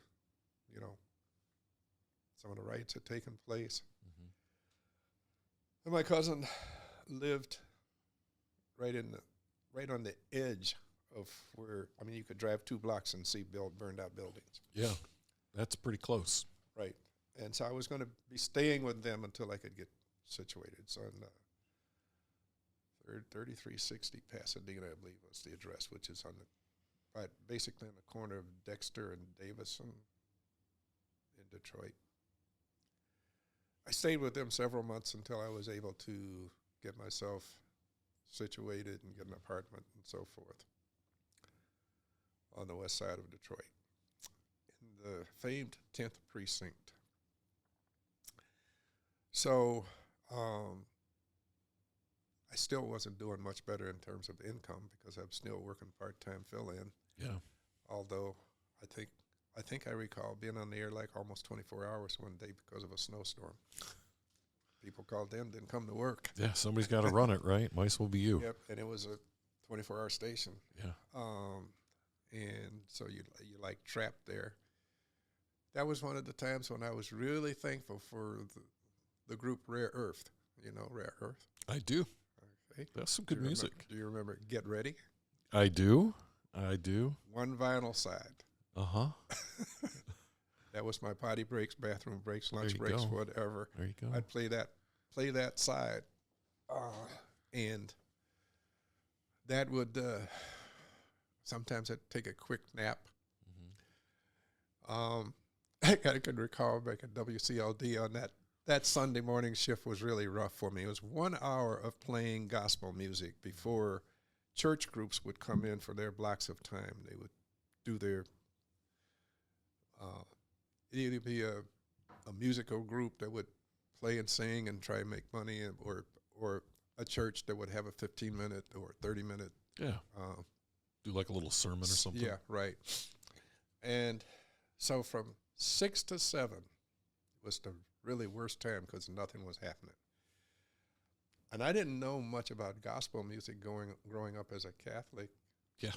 Our music was different than the gospel music that traditional for the black community. A lot different. Yeah. It's super really different. And but I played the records they give me, I just play them. And sometimes people would call and ask for a record, and I'd go find it and put it on. But there was this lady who knew my mother.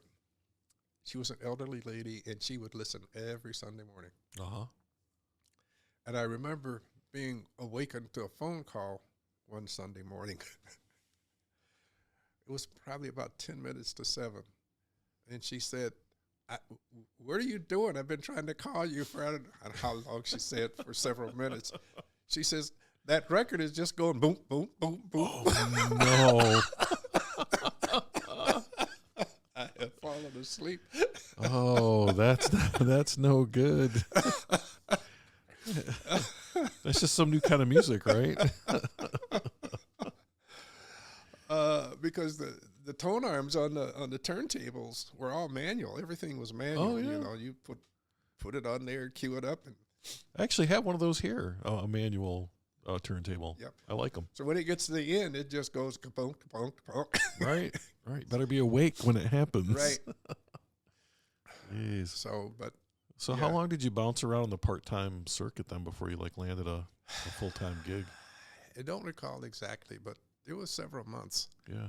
I was on the air there at WCHD. There were two sister stations, WCHD and WCHB. And I believe those initials were at the end. Were initials for the two owners. And I can't recall the second one now, but anyway.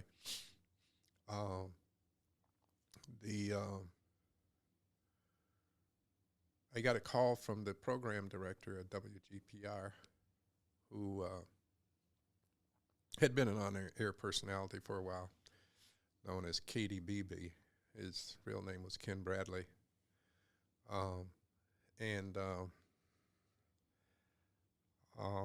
He offered me, he asked me if I was interested in a full-time job.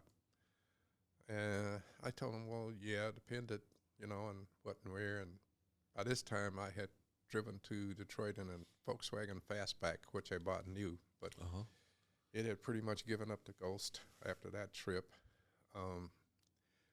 And if you're familiar with Volkswagens, the heaters don't work very well in Michigan. No, for those of you listening, Volkswagen was air-cooled, so you didn't have a radiator to provide heat. You used heat from the engine, which sucked. Yep. It was terrible. Even in the Fastback, which was a step up from the Beetle. Oh, yeah. But still garbage, though. Yeah. Still garbage. You could buy, little fans and stuff to put in. None of it worked. So I remember riding around in Detroit with in the wintertime, with having to leave the windows open because frost would form on the inside window. Right. And 2 or 3 coats to stay warm to get to where I was going. Yeah.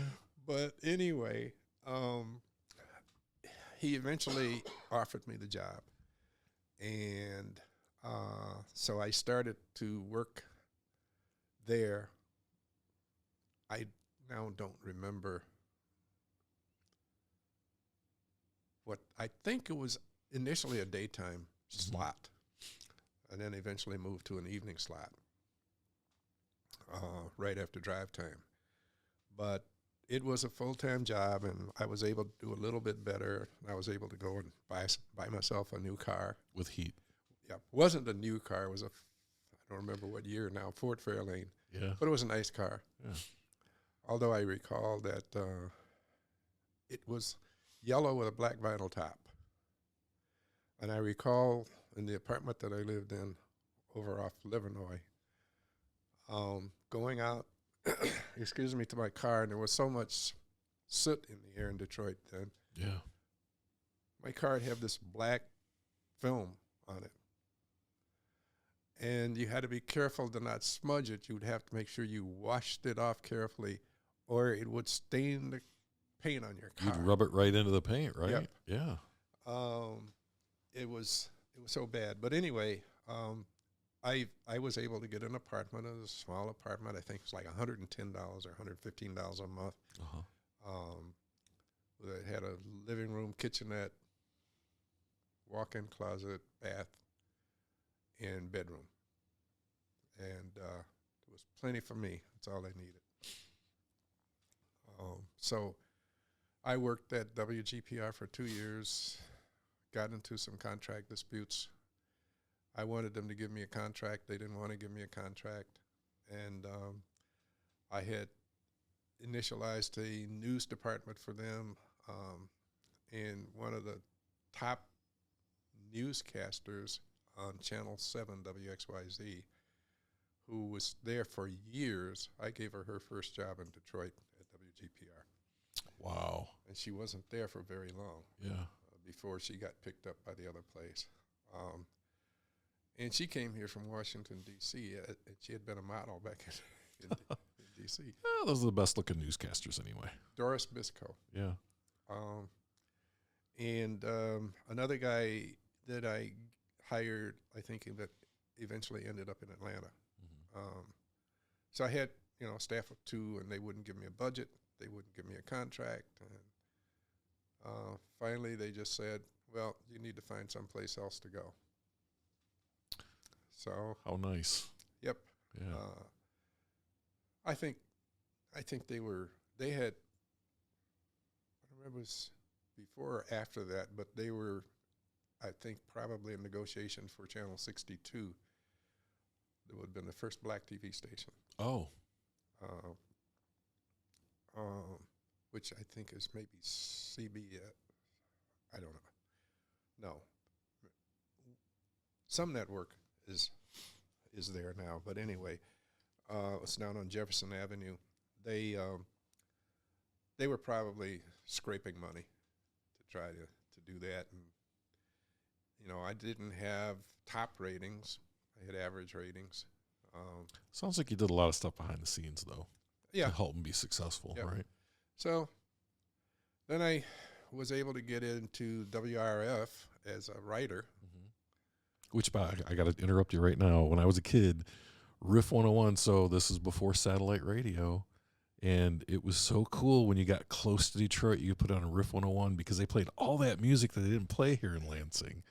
Oh, So it was acid rock. Yeah, it was a very cool, for me at that time, it was a very cool radio station. When you told me you worked at Riff 101, I was like, yeah. Well, it was kind of another interesting job because what I had to do was I had to go to the wire services, AP and UPI, and anything that was drug related, I'd pull those stories, and then I have to kind of edit those stories to make them not too pro, but that was You wanted to keep your audience happy, The right? drug culture and acid rock music were entwined. Right. That's what made the music. I mean, Right. So I want to, okay. So psychedelics and all of that stuff. Yeah. So you think about the Inagata Davida, right? Yep. Right. The whole story behind that is those guys were so stoned, they were supposed to be singing In the Garden of Eden, and they couldn't do it. And now you have this 40-minute one-sided LP of Inagata Davida, which the music's amazing, but still the drugs probably made it more amazing. Not that I'm promoting drugs, but that was right. That was the time. That was the thing. So I had to make these articles appeal to the audience. Right. And not make the censors mad. Yeah, literally rewrite them. Yeah. And so I just sat in a little studio and pulled stuff and wrote, and just had to make sure it was ready when the 2 shows crossed the time that I was there. I remember Pintalo. I can't remember the other guy. He was a blonde guy. I can't remember his name now. But anyway, they crossed, and I had to make sure I had stuff for when they would read the news. Yeah. And I could recall being whenever what was the famous sportscaster? Oh. Yeah, my memory's not that good. He's ABC sportscaster. Oh, I know who you're talking about. Anyway, I could picture the guy. Yeah. The little ABC coat on and everything. Yeah. Yep. He and Ali used to have it out a lot. Yeah. But his name's right on the tip of my tongue, but I can't call him right now. Howard Cosell. Howard Cosell. Howard Cosell. Yeah. Yeah. Howard Cosell. Whenever he would come into town, he would use the studio that I worked. Uh-huh. So he would go to the ABC affiliate to do his show. Well, he would kick me out of my little work spot. Well, he's Howard Cosell. Right. And he would just run in and do his thing, and I'd have to go find something to do, and then he'd run out again onto his next place, wherever. Wow. So, yeah, that was kind of interesting, too.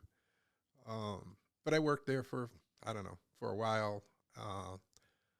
And then I got a lead on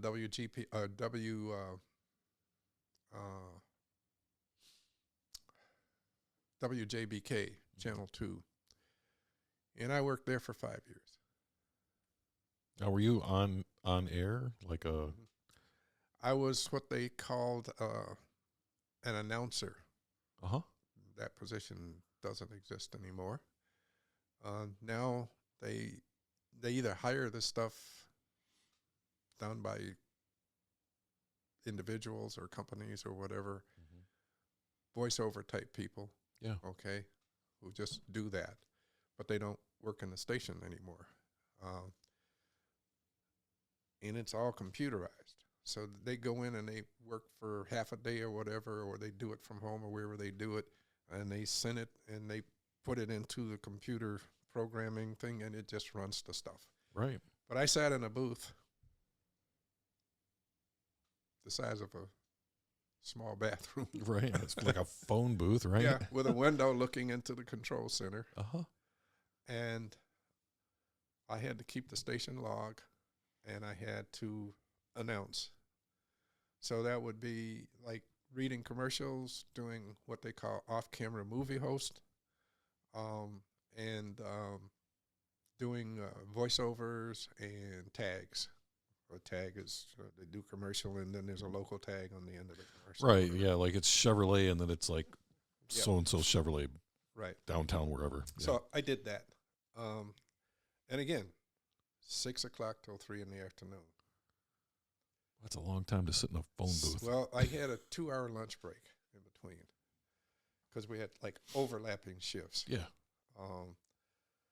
But that's one of the most boring jobs I could ever have in my life. I'd sit through soap operas, and you had to be precise with your log times. So I'm curious. So you were doing this.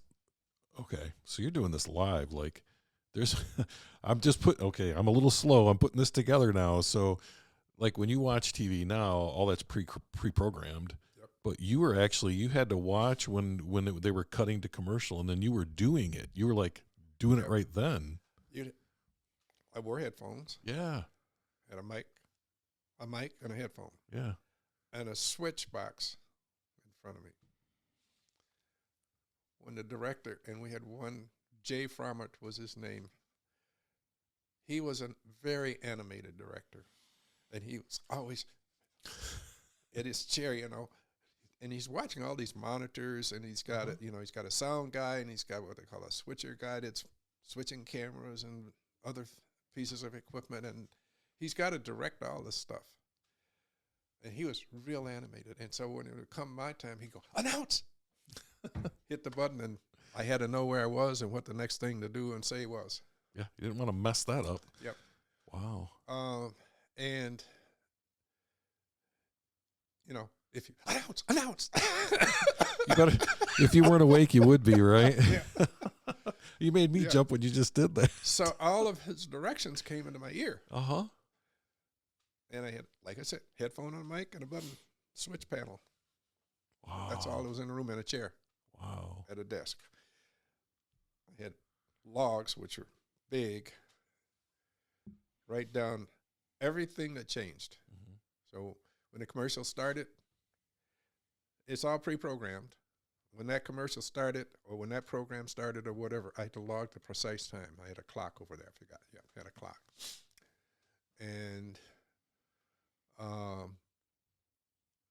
And then they recorded all of this. And a program director would go through and check the recorded time against your log time. I had too many of them that were off. Oh, they probably didn't appreciate that. No, and it got to a point where they said, yeah, we can't have you doing that, so maybe you better go someplace else. Time to find another job. So in the meantime, I decided go back to school. I had my GI Bill. Yeah, why not? And so I went and enrolled at the University of Detroit. Mm-hmm. Graduated from there in the class of 1977. In the off, like in the winter session. Oh, so you graduated like early then? I graduated like in December 76, but it was the class of 77. Yeah, I know what you're talking about. So I didn't get to like May, I think, or June to March or whatever. What'd you get your degree in? Communication studies. Okay. You had the background. Now you just need the degree. Yep. Right? So you got your bachelor's in But only about half of my credits transferred. yeah. So I thought I was going to only have to be there for about a year. Well, I had to be there for about 2 years. Yeah. Wasn't prepared for that. So I had to find some additional work. Mm-hmm. I ended up working for a little company called Scientific Medical Labs, which was a medical laboratory. So I was a driver picking up specimens all over the city of Detroit. You're that guy that opens those boxes and grabs that stuff out of it? Yeah. Back in those days, they were only if they were closed. I would actually walk in and they'd hand me a bag. Okay. The worst part of it was the drug clinics. Yeah. A box of little bottles of urine that often spilled. Oh. Yeah, no thank you. Yeah, how long did that job last for you? I want to say a couple years. Uh-huh. I don't remember exactly now. I guess not a bad gig, though. Well, I advanced. Eventually, when I finally did leave, I had gotten the job at St. Joseph Mercy Hospital in Pontiac when I left. So I worked there a few weeks after I got that job, but I had actually gone into. They were considering putting me over the drivers as a manager for the drivers or supervisor or whatever they want to call it. Yeah. And I was also working in the lab, assisting the technicians, like spinning blood, separating blood, running pap smears, all the things that you could do without having the technical knowledge. Yeah. So it's just mechanical work. And I don't know where I would have gone had I stayed, but probably was a good move because they eventually went out of business. Yeah. And I saw this little 1x1 type ad. Back when you've had ads in the newspaper. Yep, in the paper. Communications director for large metropolitan hospital and a telephone number. That's it.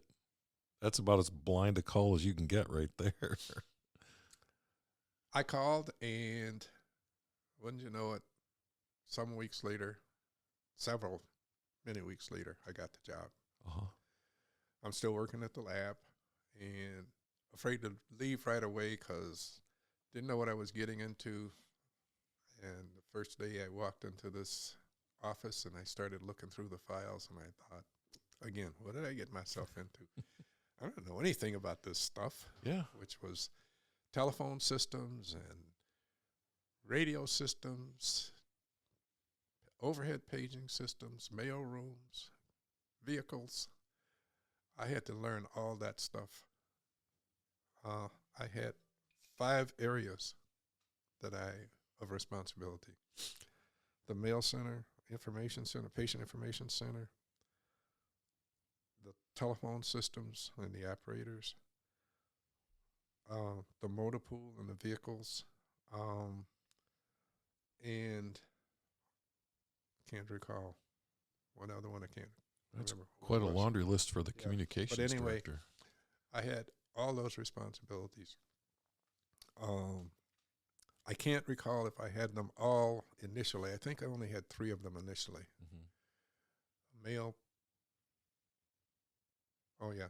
The other one was the radio systems. Yeah. So they were changing all the radio systems at the time and going into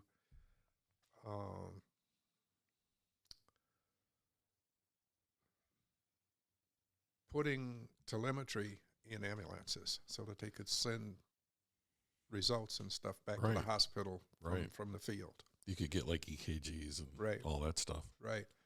And so those were specialized communication systems. And then that was about the advent of digital paging systems.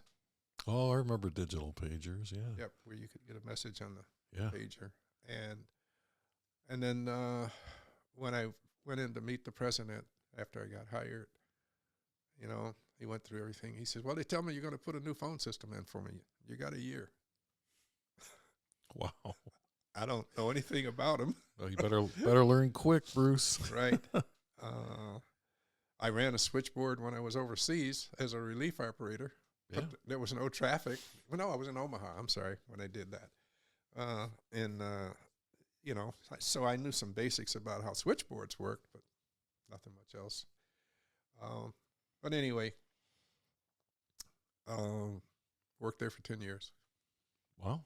Must have done something right. 2 years later, some people call me an expert in hospital communications. Mm-hmm. Was a really quick learning curve. I dare say I could do that job today. It's changed that much. Yeah. Everything is digital. And this was just getting into the digital world. Mm-hmm. But it's grown so fast and so many leaps and bounds, I would have had to go back to school to even keep up. Right. So you're there for 10 years. So you were there you left right around the 90s then, the 1990s time frame? Early 90s, late 80s. Yeah. Yeah, because I'm just kind of, yeah. Late 80s. So now you're an expert. Where'd you go from there? Well, a friend of mine who I worked with fairly closely, who was director of safety and security, who also is one of the few people still alive.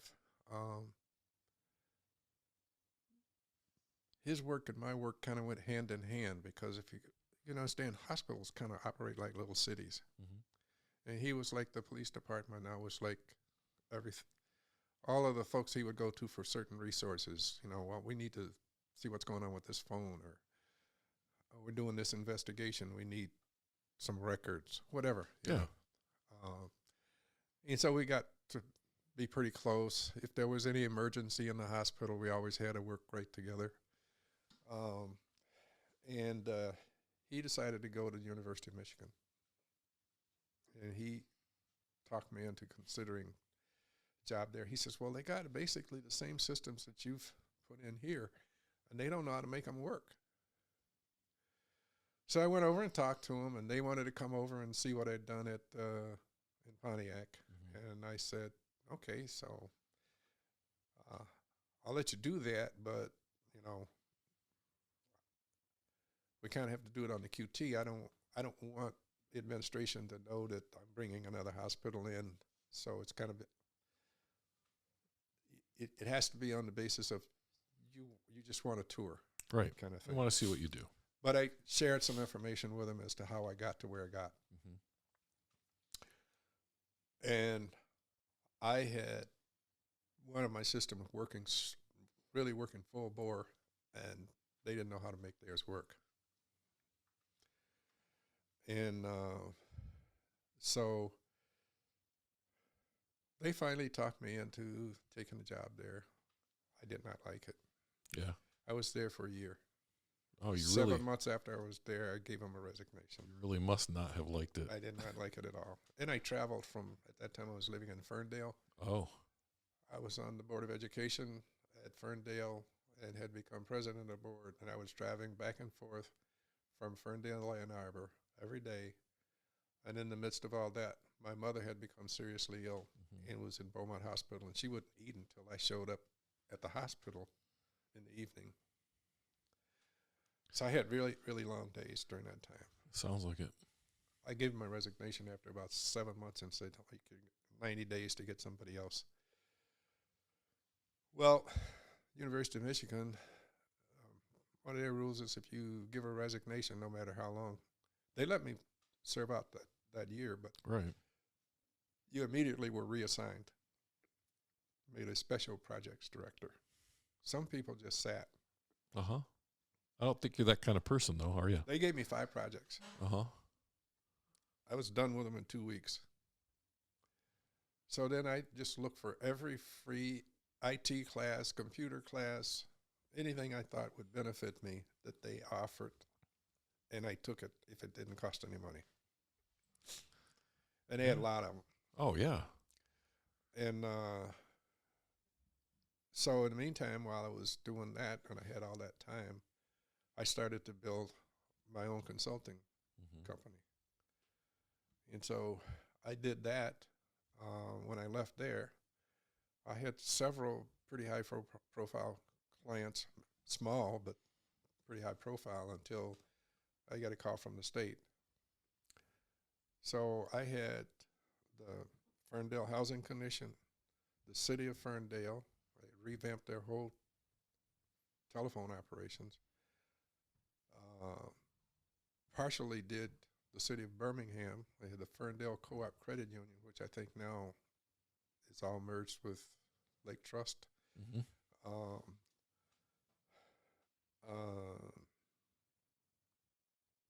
think I had some couple smaller ones I can't remember, but anyway, I had built that up in a lower year.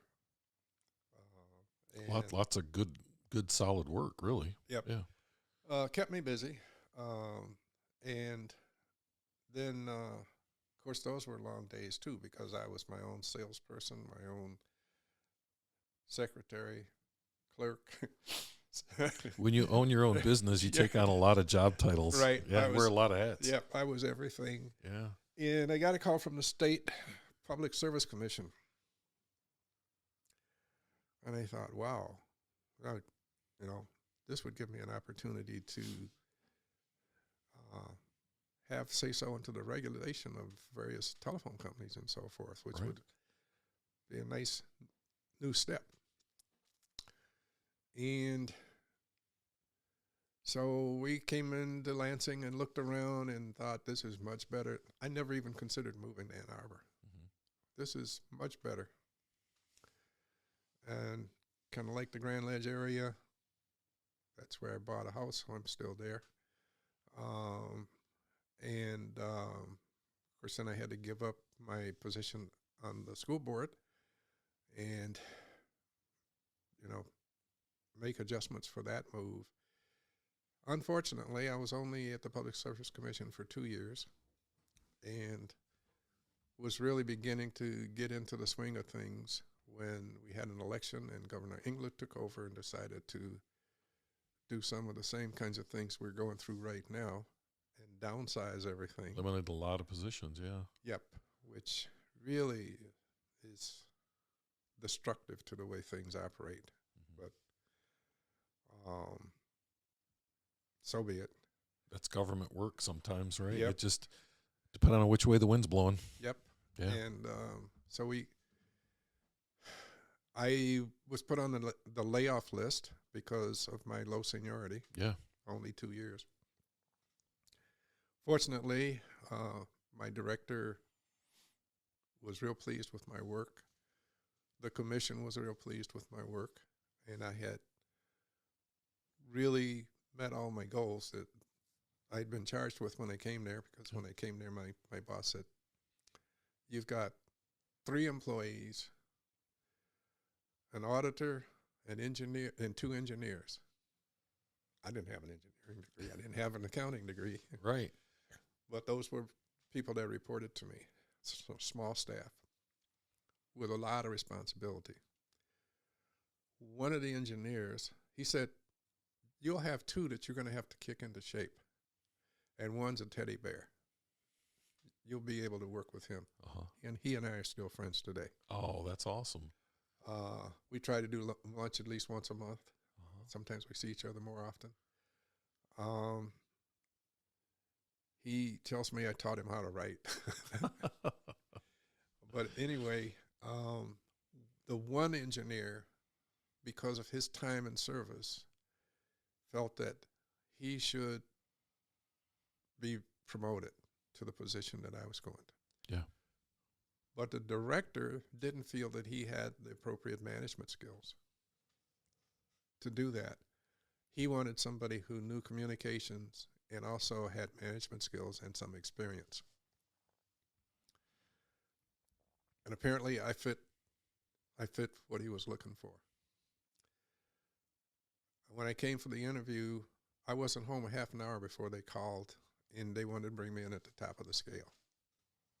Yeah, they knew what they wanted. Yep. For sure. But, of course, then that led to a lot of animosity by one individual. Right. And the auditor was kind of in support for him, but eventually I convinced the auditor that he needed to not be in that position because, it could jeopardize his position. As fate would have it, that engineer and I both left on the same day. Only he was walked out with an early retirement, and I went to another job because the commissioners were able to find me another position to keep me from being laid off, even though it was a 4-level demotion. Right. Still a job. Right. Yeah. And I'm still in state service, which is the critical thing, because once you're out, getting back in is not easy. Right. It's hard enough to get in. Right. Yeah. And so I went right across the street to the Corporations and Securities Commission. They gave me several projects, which I completed pretty quickly. Do you remember the 900 numbers? I do. I don't personally remember them, but I remember what you're talking about. The state's first 900 numbers, and they didn't have a great reputation. No. If you dialed the wrong 900 number, right, it was a problem. But they were an ideal way to have a service pay for itself. Yes. And Corporation Securities had a lot of people who were seeking information about companies and licensing and that kind of thing, and they would be on hold for sometimes hours if they really needed the information. Yeah. And they had a lot of hang-ups, a lot of busies, and all of this kind of thing. And my background in communications, where I used to study traffic management and that kind of stuff, allowed me to study their services and devise a method whereby they could give better service and still pay for it without having to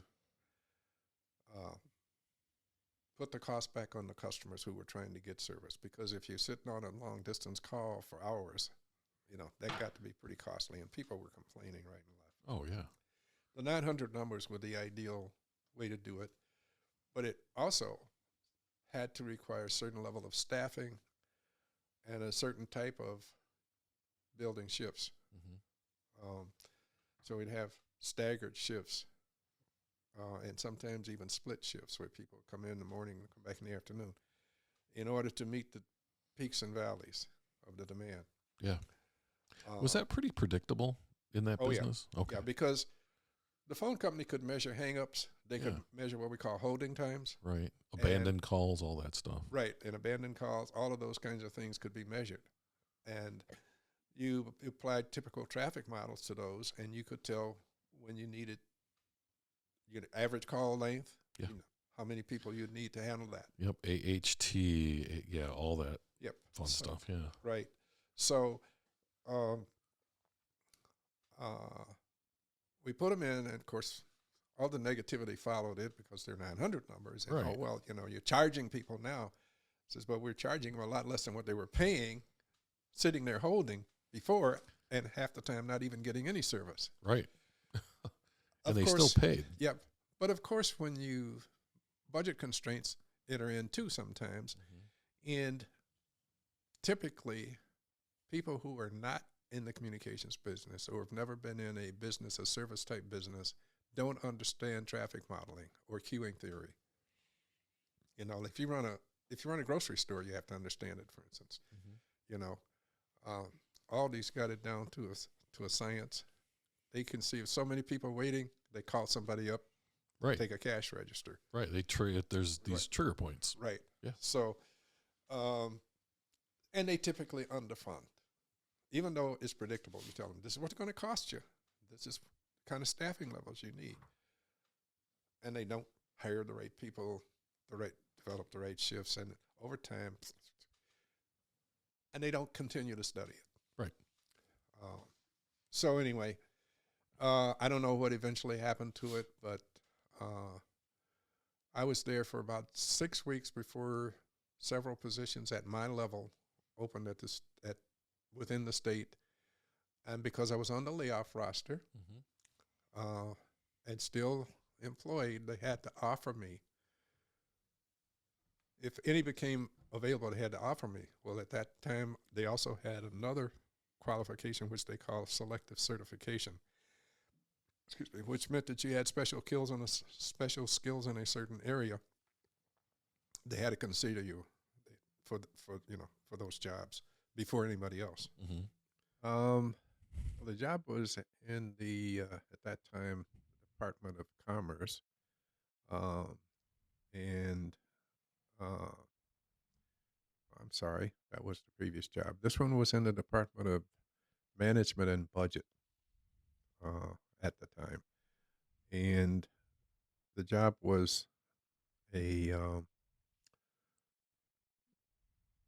supervisor of telecommunications billing services, um, and there were a couple of people that were in line for that position, but it just so happened that there were 3 vacancies for 3 managers at the same level.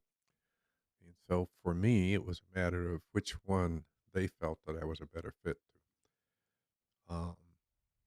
I felt like I would have been a better fit to one of the other positions, which was more in line with what I had been doing, though I had been doing it at a higher level as a department director rather than at a supervisory level.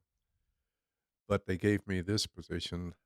Um, I'm not sure whether they were looking for somebody that had some background in innovative kinds of things in uh, revamping technology and that kind of thing or not. But there was a billing system that needed to be badly updated, and maybe that wasn't a good term. Needed to be updated badly, Right. Or it needed to be updated good or something like that, yeah. right? And anyway, that was a position they offered me, and it was at the same level, and I ran into the same challenges there. There was a person in management who had been there for several years and felt that the position should have been hers. And of course, then I had to fight through that. Um, she eventually took an early retirement. And um, there were several Unix based systems that they were using um, to do different aspects of the billing operations. The There was no um, ability for them to communicate between each other. So they're kind of siloed. Yep.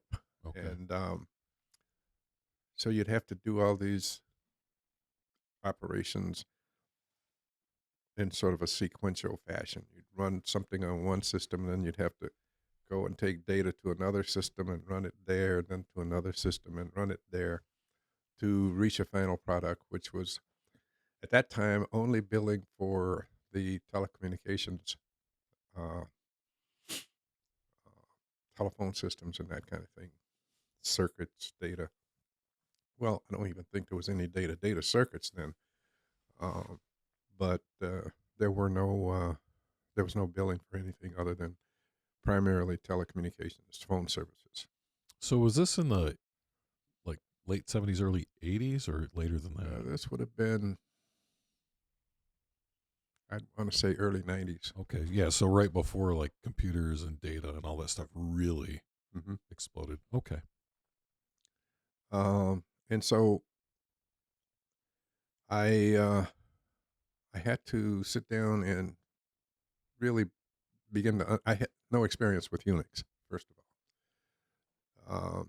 Very minimal experience with Unix, and I had to learn a little bit about Unix so that I could understand how the systems worked, and then work on looking for a way to converge all the different operations into essentially into one system where we could collect data, do the billing operations, and collect from multiple systems.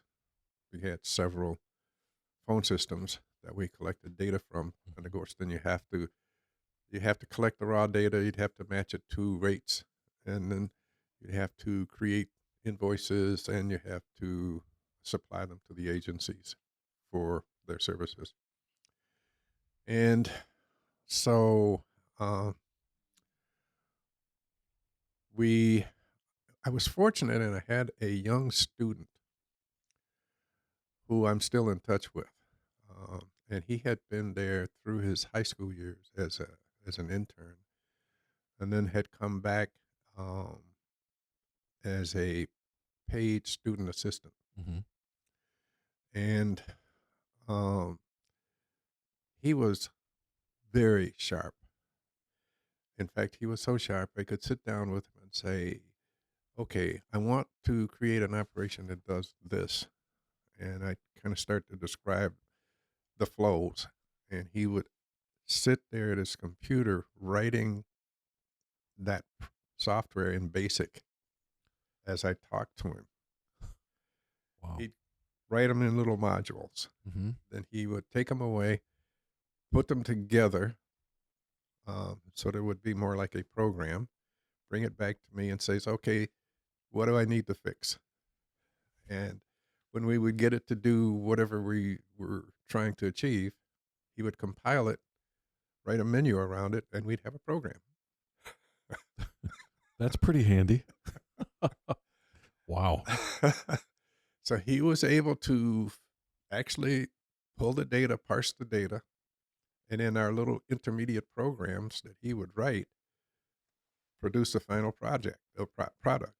Um, and I can't remember exactly how much he was able to achieve, but I'm almost certain we were able to generate the invoices as well through his software. So did his software like allow you to not have to do this handoff? The software That was the facilitated whole the purpose handoff. of it, was to bring all the data together in one spot. Wow. Okay. We were still collecting it the same way, Yeah. but we were processing it differently. Took care of the handoff. Right. Yeah. And it took care of a lot of the manual iterations that we had to go through to make those things happen. Mm-hmm. Uh, and in fact, I was just in touch with him this past week. He, from the work that he did, we were able to generate an RFP, request for proposal, to build a system, or have a company to build a system that would do everything that we were doing. And we were able to utilize a lot of his flows that he had developed to build into that RFP. Um, and so before I get any further into that system, he wrote me a really nice letter after he graduated from college, because he stayed with us through his college uh, time. And um, if I remember, if I can recall correctly, he graduated from Central Michigan, and he had taken an IT degree. Well, because of the background that he had, that I had allowed him to experience through telecommunications and his data training, he was able to get a top job in industry. I believe it was Tenneco, and if I'm not mistaken, he's still working for Tenneco, That's great. and he's still in charge of all of their data stuff, and he's still dealing with telephones and data. And now he just basically travels a lot. Uh, he got married, and he has some kids now, so he's done quite well for himself, and he's still just like he was. Yeah. How, how does it feel to know that you were a part of that for him? uh, it feels real good, and it feels even better that we're still in touch, Yeah. and we have lunch every once in a while. Even though he doesn't live here, but he still has to come to Lansing for uh, his work. Right. He has some offices here, and but he wrote me this really nice note saying that it was because of the freedom that I had given him to be creative and to delve into other aspects of the field, that he felt that he was able to get to the point he had gotten. And someplace I misplaced it in one of the few things that I wish I still had, because he had it was so well written. Mm-hmm. Um, but anyway, we went on. We got the RFP on the streets. Um, we had a lot of consternation from some of the vendors. Uh, some of them saying, "No, nobody can do that." It was kind of cutting edge. Computerized billing systems were just coming into their own because this was right after the divestiture uh, of the phone companies from AT&T and Right, because it was all one big Ma right, Bell, right? And right, then they busted off into all these different areas. right. Yeah. And so now companies, organizations were able to own their own phone systems and manage them and so forth.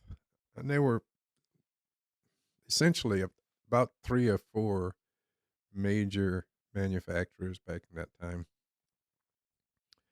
Uh, we were a few years beyond the divestiture because it had been some 10 years earlier when I put the system in at St. Joseph Mercy. Mm-hmm. And that was one of the early systems. Um, and now the state had an AT&T system, which was a little bit more difficult to work with than some of the other systems, um, because there was still a lot of stuff that they held proprietary. Right. Um, and so I think we sent out 20 invitations thereabouts for bids. We posted it publicly. We got 3 bids, and 2 of those bids, as I recall, were disqualified. One of which would have been probably my choice if I would have pulled one off the street. And it was a small company in Grand Rapids. And one of the reasons was because uh, it was kind of a Windows interface, Mm-hmm. GUI interface. I remember that term. Yep. Now I can't recall what the acronym stands for. Neither can I. I was hoping you weren't going to ask.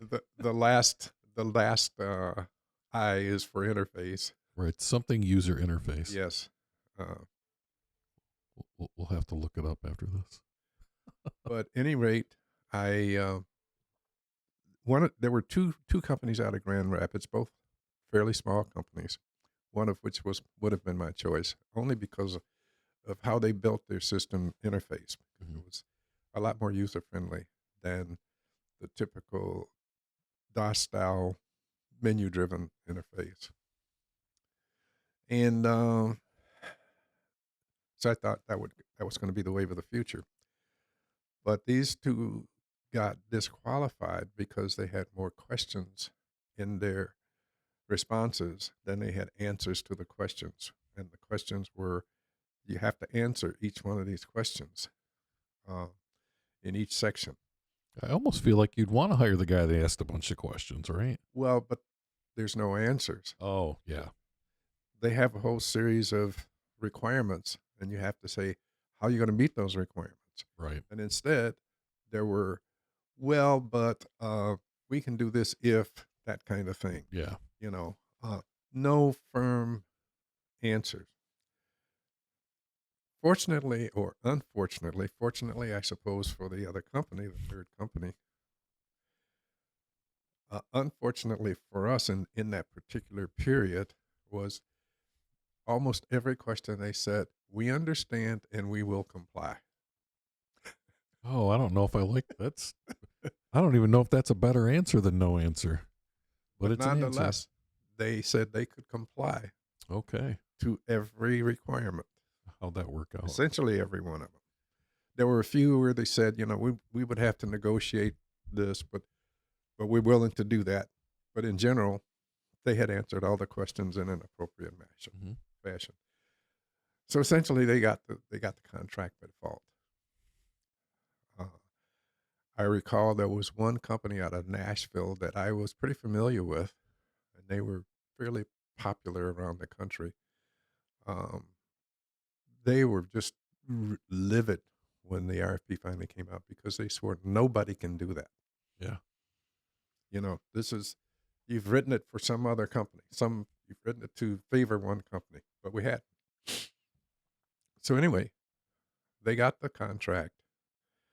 We started to have our initial meetings.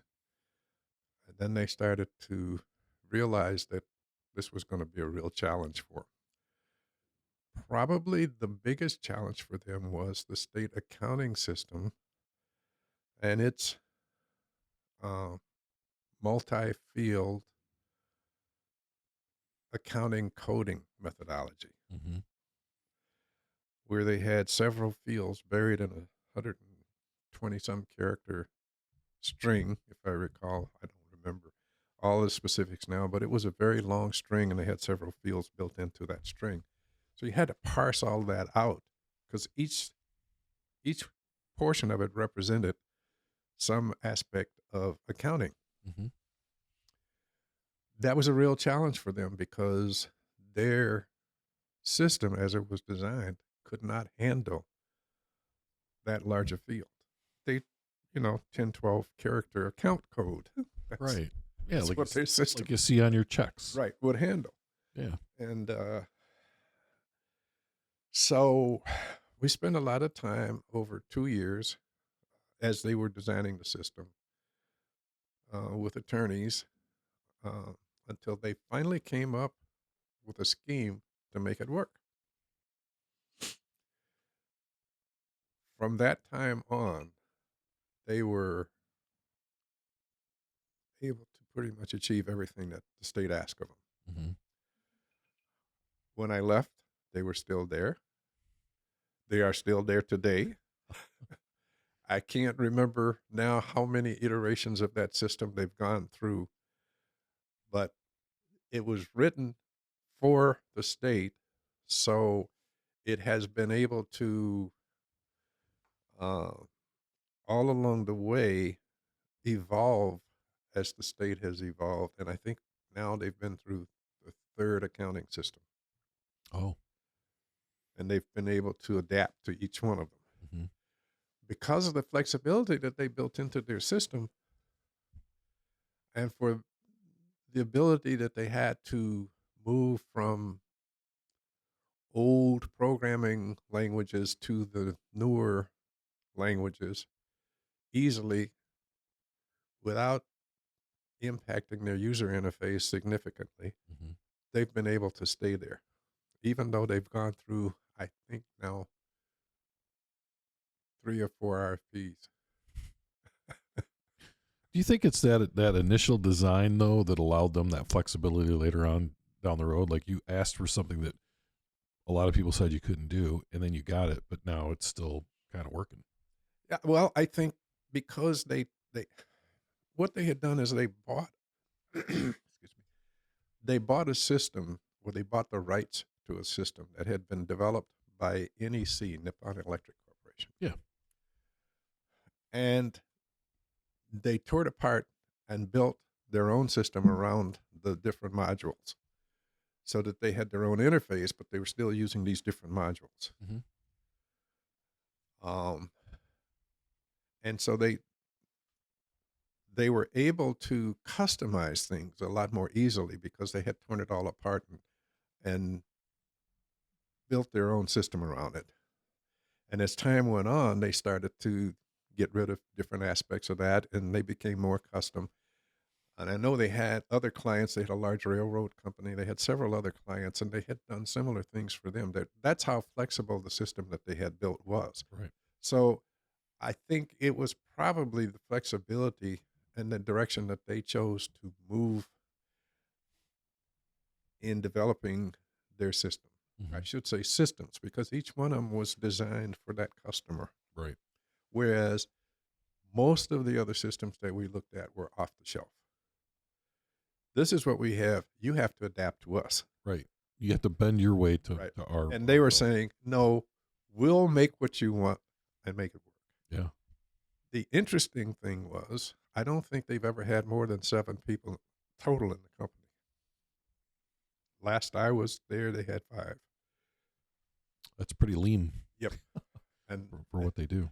and they've been able to survive. Both the principals at the time have since retired. Hmm. One of the principals bought the other out, and his son, one of his sons, took over the business and has done really well, considering that wasn't even his field. Yeah. There you go. You just never know. He's become a very good programmer. So how long did you stay in this position, and is this where you retired from? I retired from that position. Okay, Had several titles during that time, but doing the same thing. right. Well, that state likes to do that, right? Mm. We'll just change the title. But so when did you actually retire from the state then? I think it was 2017, if I remember correctly. Okay. So you were going to tell me. So we know that you retired in 2017, but there was something you wanted to tell me about the company and how it got its name. Okay, yeah, the company was MATSCH, Match, and that stood for the two principals that started the company. I think they both left AT&T after divestiture. Mm-hmm. I can't remember it now, but anyway, they were Bob Matthews and Robert Schaefer. Bob, they used Rob and Bob, Right. rather than being both Bobs. Right. Okay. That would just be confusing, right? Right. So it was Rob Schaefer and Bob Matthews. Okay. So MAT for Matthews and SCH for Schaefer. Match. That's really cool. Right. That's marketing genius right there. Well, it didn't stop there. Oh, okay. Each of the telephone systems that were around the state, okay, Uh-huh. had collection boxes. In other words, the telephone system would spit out usage data into a collection, a collector box, a box that collected that data Mm-hmm. and stored it for later retrieval so it could be merged and then matched to accounting data and so forth.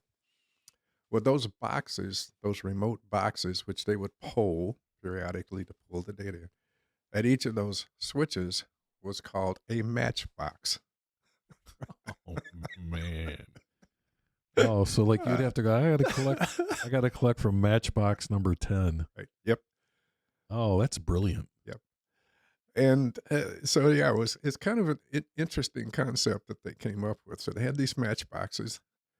I don't know if they still call them matchboxes because I think now they have internet connections to all the switches. I don't Right. think those things exist.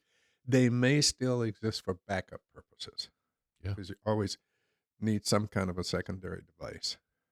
Well, if you think about this too, like a lot of that stuff came about and then things progressed and changed, but you still had the matchboxes. And there was probably a point in time where people were calling them matchboxes, but didn't even know why. That's just what you've always called them, you know?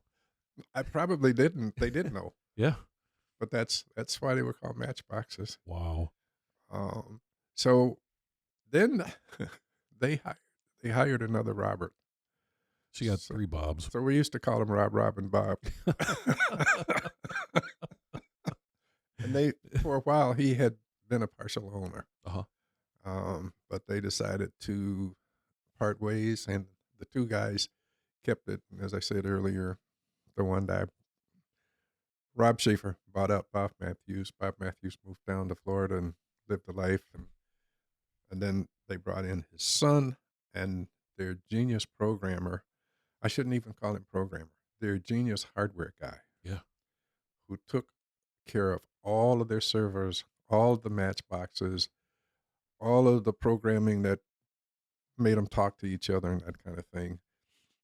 And the son took over the basic programming, and then they hired a couple student type people, early graduates or students who were still in school, to do a lot of the grunt work programming. Here's your assignment, go do it, kind of thing. Okay, I got to ask this question. So I'm gonna set it up first and make some statements here. So, I worked in corporate America for 28 years, and we did a lot of RFPs and we did a lot of projects and all of that. But here's what I notice about you that I don't notice about anyone else. You know the people that you work with. Like, I knew the companies that we worked with, but I didn't really know the companies that I worked with. But throughout this whole thing, like, this whole interview that we've been doing, I've noticed that you take the time to not just know the name of the company and maybe where they're at, or maybe it's a little bit like, intimately who owned it, what they did, how the name came about. Um, you are so invested in the people that you work with that at some point they write you letters thanking you for what you did for them.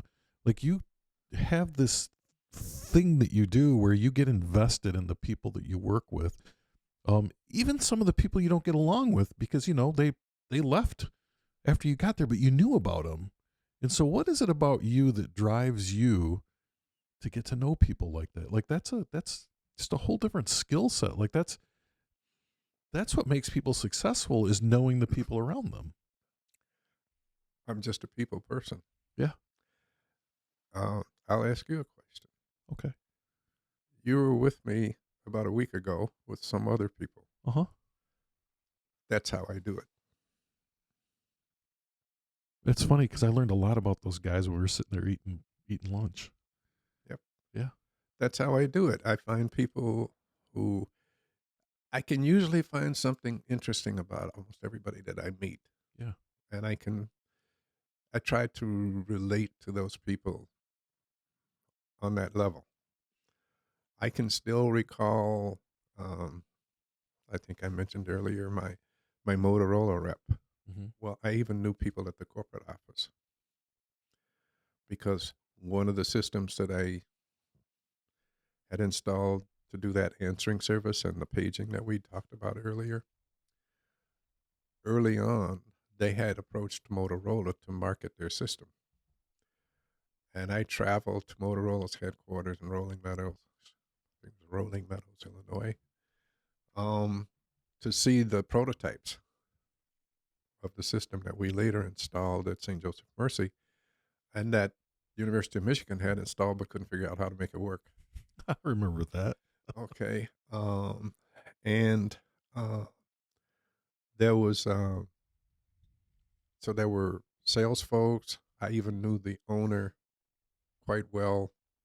His name was Scott Stingle of this particular system. Company was Interactive Communication Systems, I believe it was called. They were out of Waltham, Massachusetts. Mm-hmm. But I made it a point to get to know who I was working with, because you'd be surprised what you can get when you know people on that level, Yeah. because it's harder for them to say no for certain things. Whether they fly in for a few hours and then they take off and you never talk to them anymore, you know, that just wasn't me. I'd have lunch with them, go out to dinner with them, whatever. Um, they were people. Yeah. Yeah. Well, I've been a firm believer in the face-to-face meeting. Like, it's I I always jokingly would say it's harder to be mean to someone that you know. Mm-hmm. Like, if you and I sit down and have dinner and we're doing a business deal, we might disagree on something. We're not going to be mean to each other because we know each other. We're going to work this thing out. So I've always kind of subscribed to, you got to sit down and meet people face to face. You can't do it over With email. all those companies, we had our ups and downs, we had our disagreements, but it was a lot easier to work through a lot of them. Right. Um, and a lot of times we could have some very difficult meetings and then go out for a drink or dinner or whatever afterwards. Yeah. You know? Yeah. That's Uh, where you get stuff done, right? yep. And Rob Schaefer, who lives in Holland today, he and I are still friends. We visit from time to time. Mm-hmm. Um, we didn't become very good friends until several years. I mean, after he bought the company, it was after he bought the company, we started to spend time just talking on a one-to-one basis. Right. We were both getting toward retirement and so forth. But was a neat thing about him. He never forgot special days. Somebody in my staff would have a birthday or whatever. They would always make it a point to, if they were aware of it, to acknowledge it in some way. Mm-hmm. Maybe flowers or any retirements, they would always show up. Somebody from the company would be there, if not, 2 or 3 people. I think at my retirement, there were 3 people from Match, I believe. And that's interesting because a lot of times, like outside vendors aren't part of those transitions. You know what I mean? Like when I worked at Consumers Energy, I never saw vendors at someone's retirement, even though we worked with these guys all the time. You rarely would see a contractor at a retirement. So that speaks volumes for the relationship. There was actually one vendor who I only related to indirectly because he sold circuits, data circuits, and large-scale telephone circuits and that kind of thing. And I'm still in touch with him. And when he's in town, sometimes he'll call and say, "Let's have lunch." And we had no really direct relationship. He would come from meetings, and sometimes he just, because he knew we handled the billing. Right. So we got the money that made it possible for him to be there. Come on, let's go to dinner. Or he'd bring bagels in or something like that. And he lives down in the Detroit area. Mm-hmm. So, but I try to make it a point of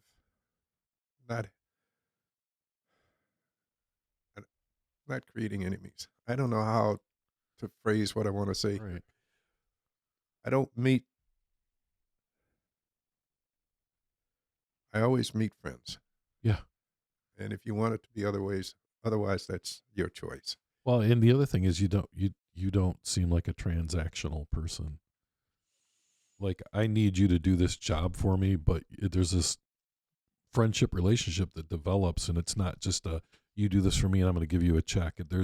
You don't seem transactional like that. You seem more on a personal level. Well, if you're at the next lunch, maybe you'll get to meet one of the guys that wasn't able to be there. Pardon me, at the lunch you were at. When I was at the Public Service Commission, the first day job I had, I think I mentioned earlier I had only a staff of 3. Yeah. And there was the teddy bear. He's the teddy bear. Okay. So all that time we've become friends. And I'll wait until you meet him, and yeah, then you can tell. He can tell you some of the stories. Yeah. Well, and too bad for the people listening that they don't get to go to these lunches. But that last lunch that I went to, the interesting thing to me was everyone at that table was different. There was some common interests, but everyone was different. Everyone kind of had a different life, a different path, and it was great. Like if I hadn't had an appointment that afternoon, I think I'd still be sitting there. To be honest, that's a hard table to get up from. Yep. I find it that way as well. Yeah. I just generally like people. Mm-hmm. My wife gets frustrated because she says, yeah. I find things interesting about anybody I meet almost. Yeah.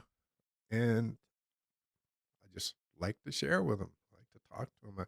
I learn from people. Almost every time I meet somebody new, I learn something from them. Mm-hmm. And I enjoy learning. And I know my doctor keeps telling me, just keep doing that. It'll make you live longer. It will. They say if you use your brain, it lasts a lot longer. It doesn't wear out. Well, there's a social aspect to it as well. Right. Because I know several veterans around me who are younger than me who can't do the things that I do. That's probably the only way I say it. Yeah. No, I understand. So let's kind of transition into that then. So you retired, and it's been almost probably around 8 years ago that you retired. I don't doesn't appear to me that you've slowed down. So, um, the first question is, when you retired, what was it like to kind of walk out of that really for the last time? How did that? What was that feeling like for you as you're leaving the state? Bittersweet. Yeah. Um, I had worked what, 7 or 8 years past retirement. I don't even remember how many years now, but I had worked way past retirement. Yeah. And it was kind of nice because I could draw Social Security and I could work and not have any limitations and I could put that money away. Um, and um, I had several things that I wanted to achieve before I left Hmm. so that I could say when I left, there would be no major challenges, no major hurdles left for somebody else to have to pick up midstream. That they would be at a point where they could just kind of move on and grow. And um, I stayed until I could see that spot. Hmm. There was only one thing left that I wanted to achieve, and that was in process. Um, and that was just another data matching operation to minimize some more manual stuff that had to be done, um, so that we could have all of our systems interfaced. And that was the last step. And at that point, I could see that it would probably happen. And there was another young, really smart person, um, who is now, I think, at my level, or was a student at the time. And I got him involved. Um, he had a manager who, for whatever reasons, didn't seem to like me, but she also didn't seem to like a lot of other people. So it wasn't just you. Yep. I don't know why, but a lot of people just had difficult times getting along with her. And she had a large hand in the telecommunications side of the billing, and the data collection from telecom. And she resented he and he and I working together because he was able to visualize the concepts that I was trying to move into and with those systems. And he was doing the same thing that the other young man had done. He was actually writing stuff and coming to meetings, and she prohibited him from coming to the meetings.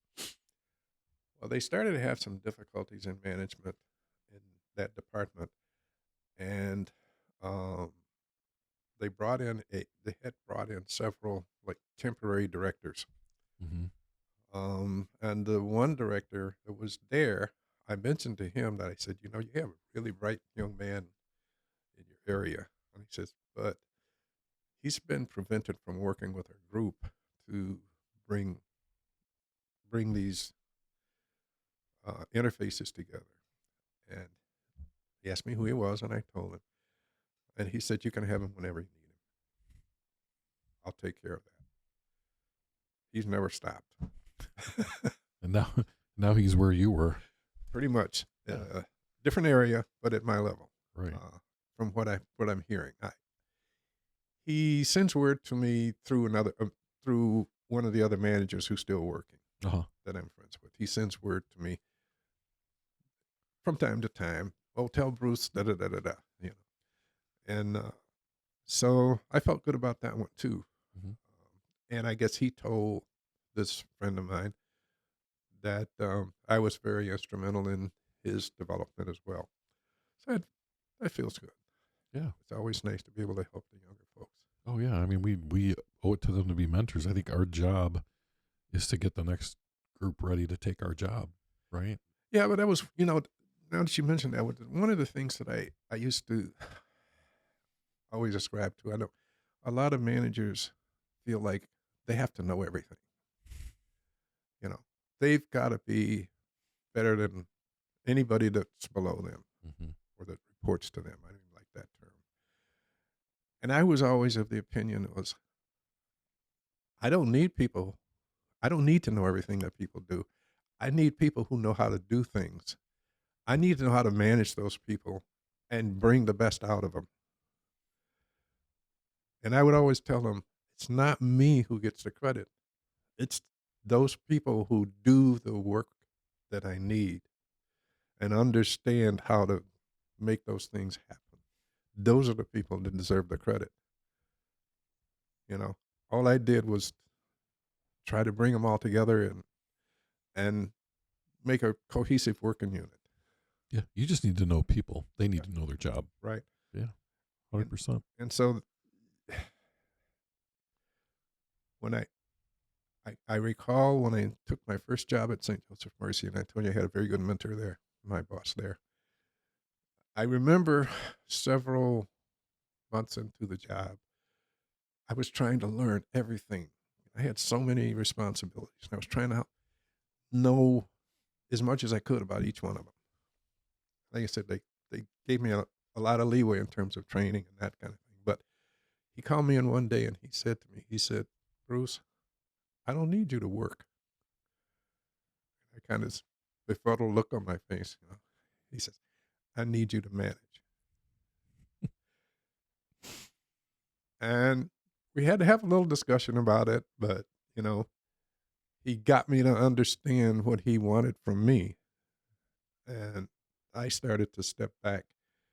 And it was about that same time that St. Joseph Mercy had this big emphasis on participative management styles, where you bring staff in and have these brainstorming sessions, get all the ideas on the table, talk about the pros and cons, pull out the the best aspects of all the different ideas and solutions, put it together, develop a plan, and implement.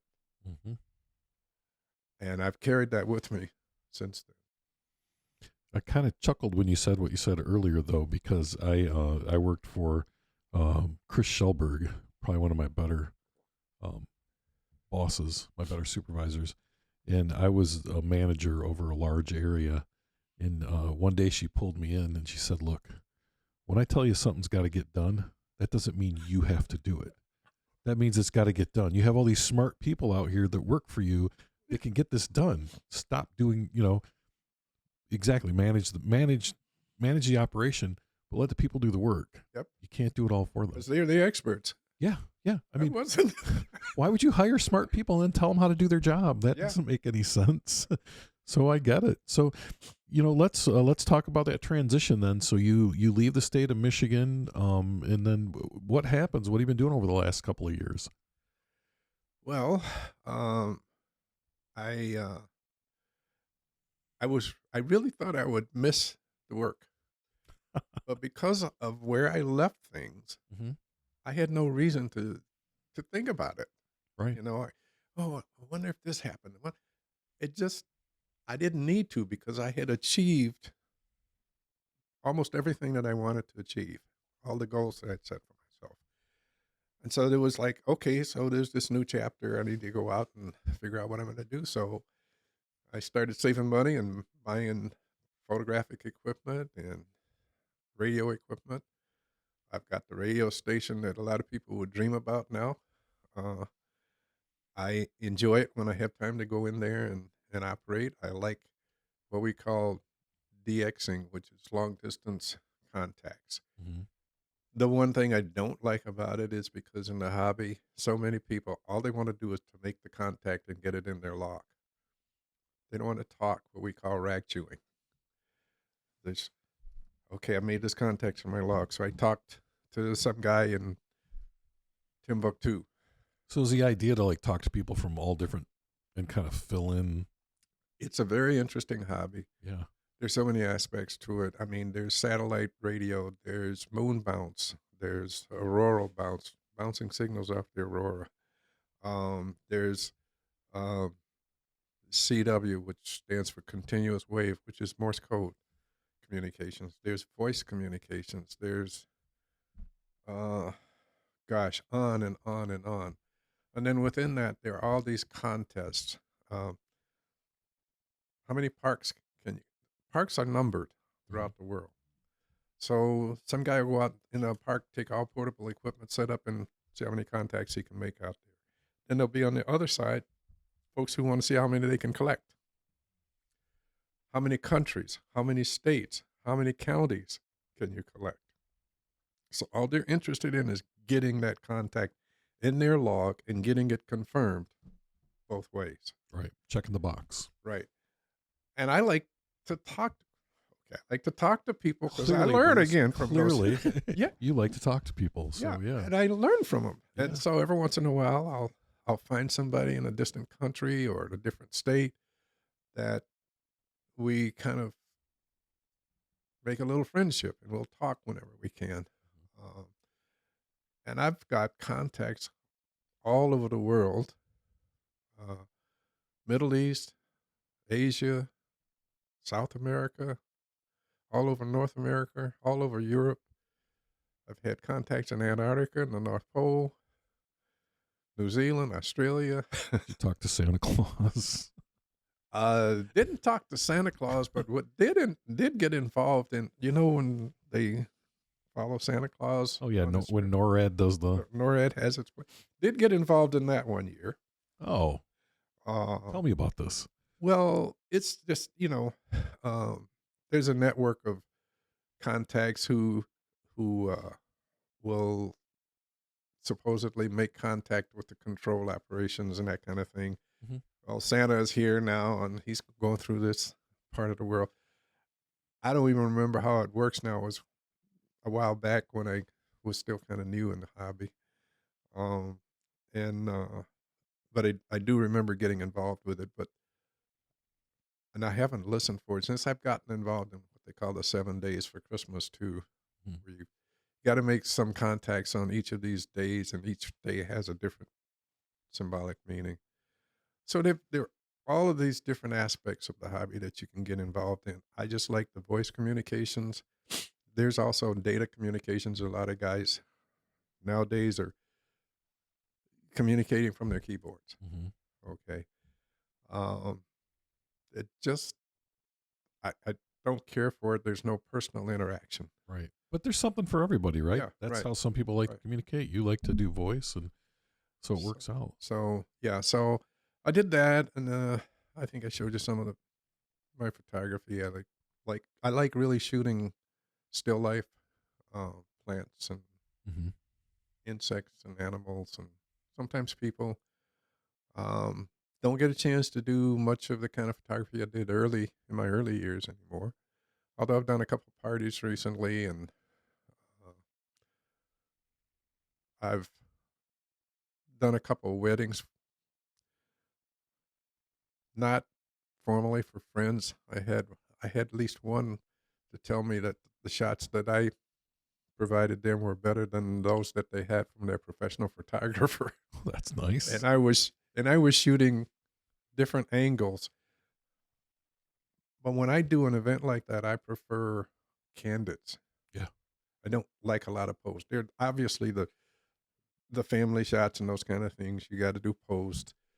But when they're mingling, I try and hide myself and just get candid shots. I've become don't like to be very obvious when I'm taking shots. Um, and I'll shoot with my phone and I'll shoot with my cameras. Um, and that has more of a warm personal feeling for people. I think they can see those interactions, and they're not people looking in the camera. Right. One of the things I learned when I was doing portraiture, and I didn't believe it when I was being trained until later. I found out it's true. Never have a person. Everybody wants look right here at the camera. Well, if you're shooting individuals and they're looking at the camera, and then if you put that shot in a frame, and you walk from one side of the room to the other side of that room, their eyes will follow you. My grandmother had a picture of Jesus that would do that. Because they're looking right at the camera. So from every perspective, those eyes are there. That's creepy. And so when I was doing portraiture, I would always have a person look over your nose, look across your nose. So if I had the head turned this way, I'd say, look across your nose that way, so that the eyes are almost as if they're gazing in the distance. Right. And it made a lot of difference. Yeah, I guess I never thought of it. You're right. There are some pictures out there where it's just, I just got to get rid of this thing. It keeps eerie. looking at me. Yeah, I don't need this. I don't Yeah. need this at all. So that was one of the kinds of things that I learned. But I like learning. I like knowing how things work. Mm-hmm. I don't necessarily have to be able to get into the depths of them, but I like to understand the mechanics of it.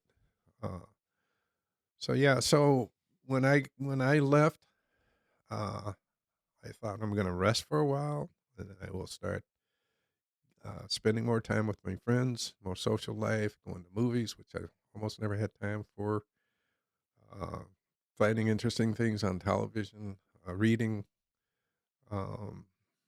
During COVID, we had a group of friends that we go meet at a park down by the river. Mm-hmm.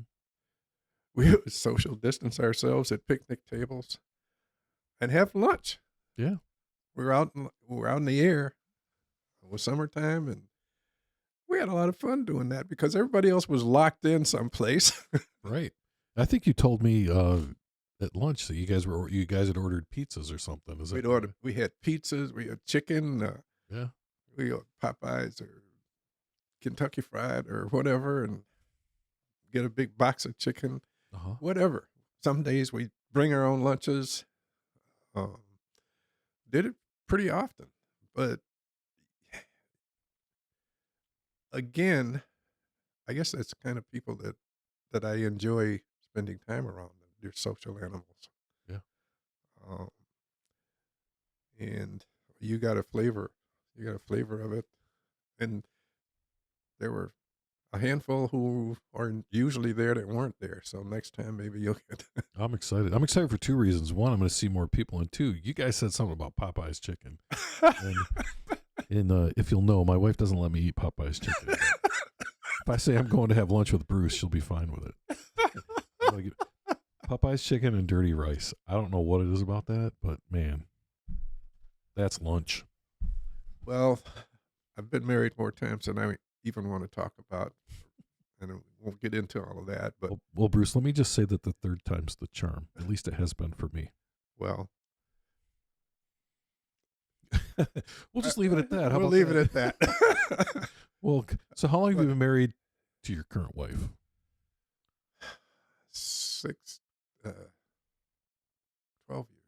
Okay. Yeah, my wife and I about 10 years. So I think it's about 12 years. Yeah. Nice. But number 3 was from Louisiana. Mm-hmm. I think I mentioned earlier that her father and my mother went to the same school. Yes. Yep. Okay. Yep. She could cook Cajun. Dirty rice. First time I ever had dirty rice was from her or her mother, one of the two. And I don't know that I've had dirty rice. I've tried to make it, and it's just not the same. It is not. It is not. I'll share with you. I had a chicken dinner in an Iraqi prison. And it's a long story, and this is your story, so we're not going to get into it. But I had chicken dinner at an Iraqi prison, and it came chicken and rice. It looked like roadkill, and I like I like dirty rice, but I don't like rice that's dirty. So they didn't quite have the recipe down either. Okay. But yeah, that's a story for another time. I make pretty good gumbo. Oh. Well, you should have lunch at your house sometime, and we'll have gumbo. I'd like that. Well, usually I make gumbo after. Don't have a big family, so no big turkey carcasses. Yeah. But I like to get the turkey carcass. That's the best starter for me. Yeah. Well, every year after Thanksgiving, we take the turkey carcass and we make our own broth with that. It is absolutely. Just boil it down till everything's off the bone. Yep. For like 48 hours on the stove, just simmering. It's amazing. Anyway, I digress. Yep. So yeah, Well, obviously, we both like to eat. Yes. Yeah. Well, I didn't get this lovely figure by not liking to eat. So, Yeah. So anyway, that's I just never and now what amazes me is I can't even recall a lot of the specifics of what I did mhm. in those last years. It's just I guess when I left, I just left it. And I always thought I wouldn't be able to do that. Yeah, And the only thing I can could attribute it to is that when you achieve what you set out to achieve, you don't have a need to look back. You want to look forward. that makes perfect sense. It really does. So, so I think this is a great. It's a great segue. We've talked about your whole life. We've looked back on everything. A lot of your family history, a lot of your own personal history, things you've done, people you've met, all of those. Um, as we kind of come to the close of our discussion here, I'd like to look forward, and I'd like to ask you a question, and that is, if someone's listening to this 100 years from now, I don't think either one of us will still be here. Maybe we will. Who knows? Um, and they're listening to this, and they've heard your story, and they've heard us talk. What message would you like to leave for people?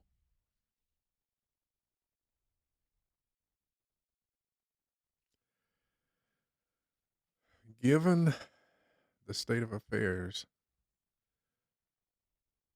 in our world today,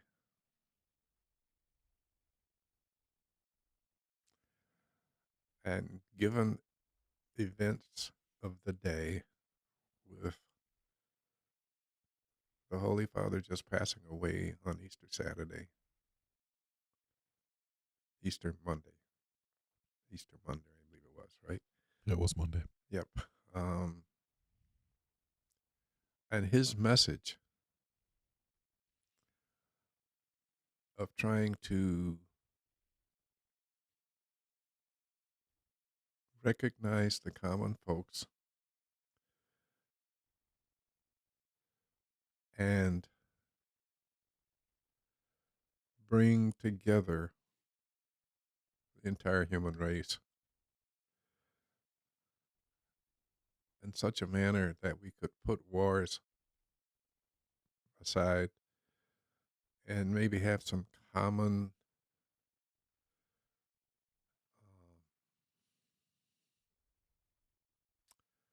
respect for each other. It's the best term I can use right at the minute.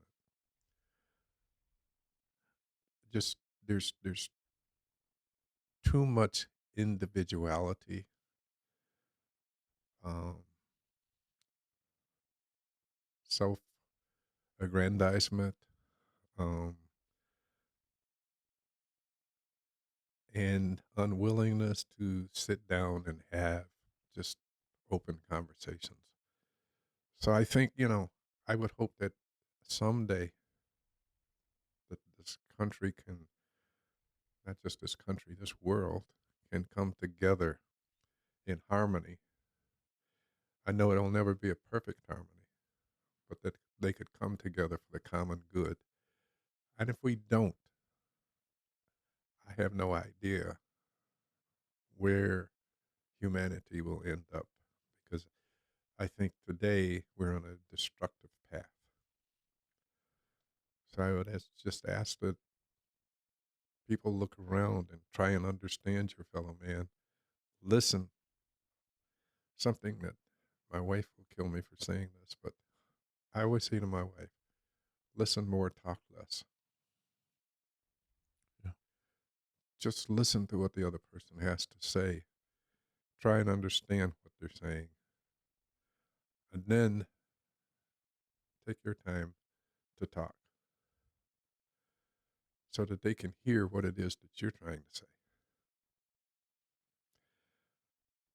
If you're both talking at the same time, nothing happens. And I recall that my older sister, who was 20 years older than me, my only sister, 20 years older than me, and I remember her saying to her children who were around my age, just remember it takes two people to make an argument. Somebody has to listen. I don't know if there's any more I could say. All right. Well, thanks for that. Thanks for taking time out to come and do this with me. And I appreciate it. I'm looking forward to that next lunch. Okay. Thank you for watching Veterans Archives. We hope you enjoyed this veteran story. Please be sure to hit that subscribe button, like and share our videos, as well as checking us out on social media. We're on Facebook and TikTok, LinkedIn, X, and Instagram. Be sure to check out those pages, share, and like. And for more information about what we do, go to www.veteransarchives.org.